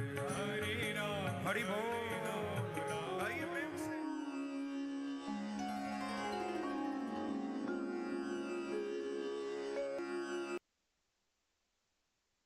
Wow. Hare Krishna. Jai Shri Krishna. Thank you again. Whoever comes back and watches this, or whoever even tuned in, thank you for experiencing our Bhagavad Gita. Beautiful, always rinses our entire consciousness. All that we really need to know on the eternal scale, understanding the personal aspect of Sri Krishna, understanding the nature of reality, understanding all this while being even the most intensive situation. like Arjun on the battlefield. Yes, so for me personally, I love all the chapters. Um, there are some certain things that I still need to continue to further deliberate and clear my doubts, like the waning and waxing parts, and maybe a couple other things. But almost everything else completely makes a infinite, eternal, demoniac natures and divine and demoniac nature, good, that being in every single thing. Science of understanding of all this is incredible. Vishwarup, everything about this Bhagavad-Gītā, absolutely incredible. This is only the first start, because we start at 2020. Something incredible, kind of like just beat the entire Kurukshetra, like in the chapter with Vishwarup, mashing on the teeth of the forum. Sri Krishna already has destroyed these act to conquer the reach the higher abode, or we conquer the world. Be unattached to the actions, and always simply act in the most goodness. Be beyond prakriti. If anything, of the modes of the material nature, be of sattva, right, or beyond sattva, mainly being good, and need to be, be equipoised in nothing too good, nothing too bad. Just be equipoised and carry it out, uh, all perfect way to conquer the material realm, in the soul, in the supreme Sri Krishna. Sacrifice all. Sri Krishna, Hare Krishna, Hare Krishna, Krishna Krishna, Hare Hare, Hare Rama, Hare Rama, Rama Rama, Jai Sri Krishna. Continue to work, make the world a better place, perform good action skillfully, and simply reach topmost abode. Alvin, Jai Shri. Thank you for coming again. Later, y'all. Hare Krishna.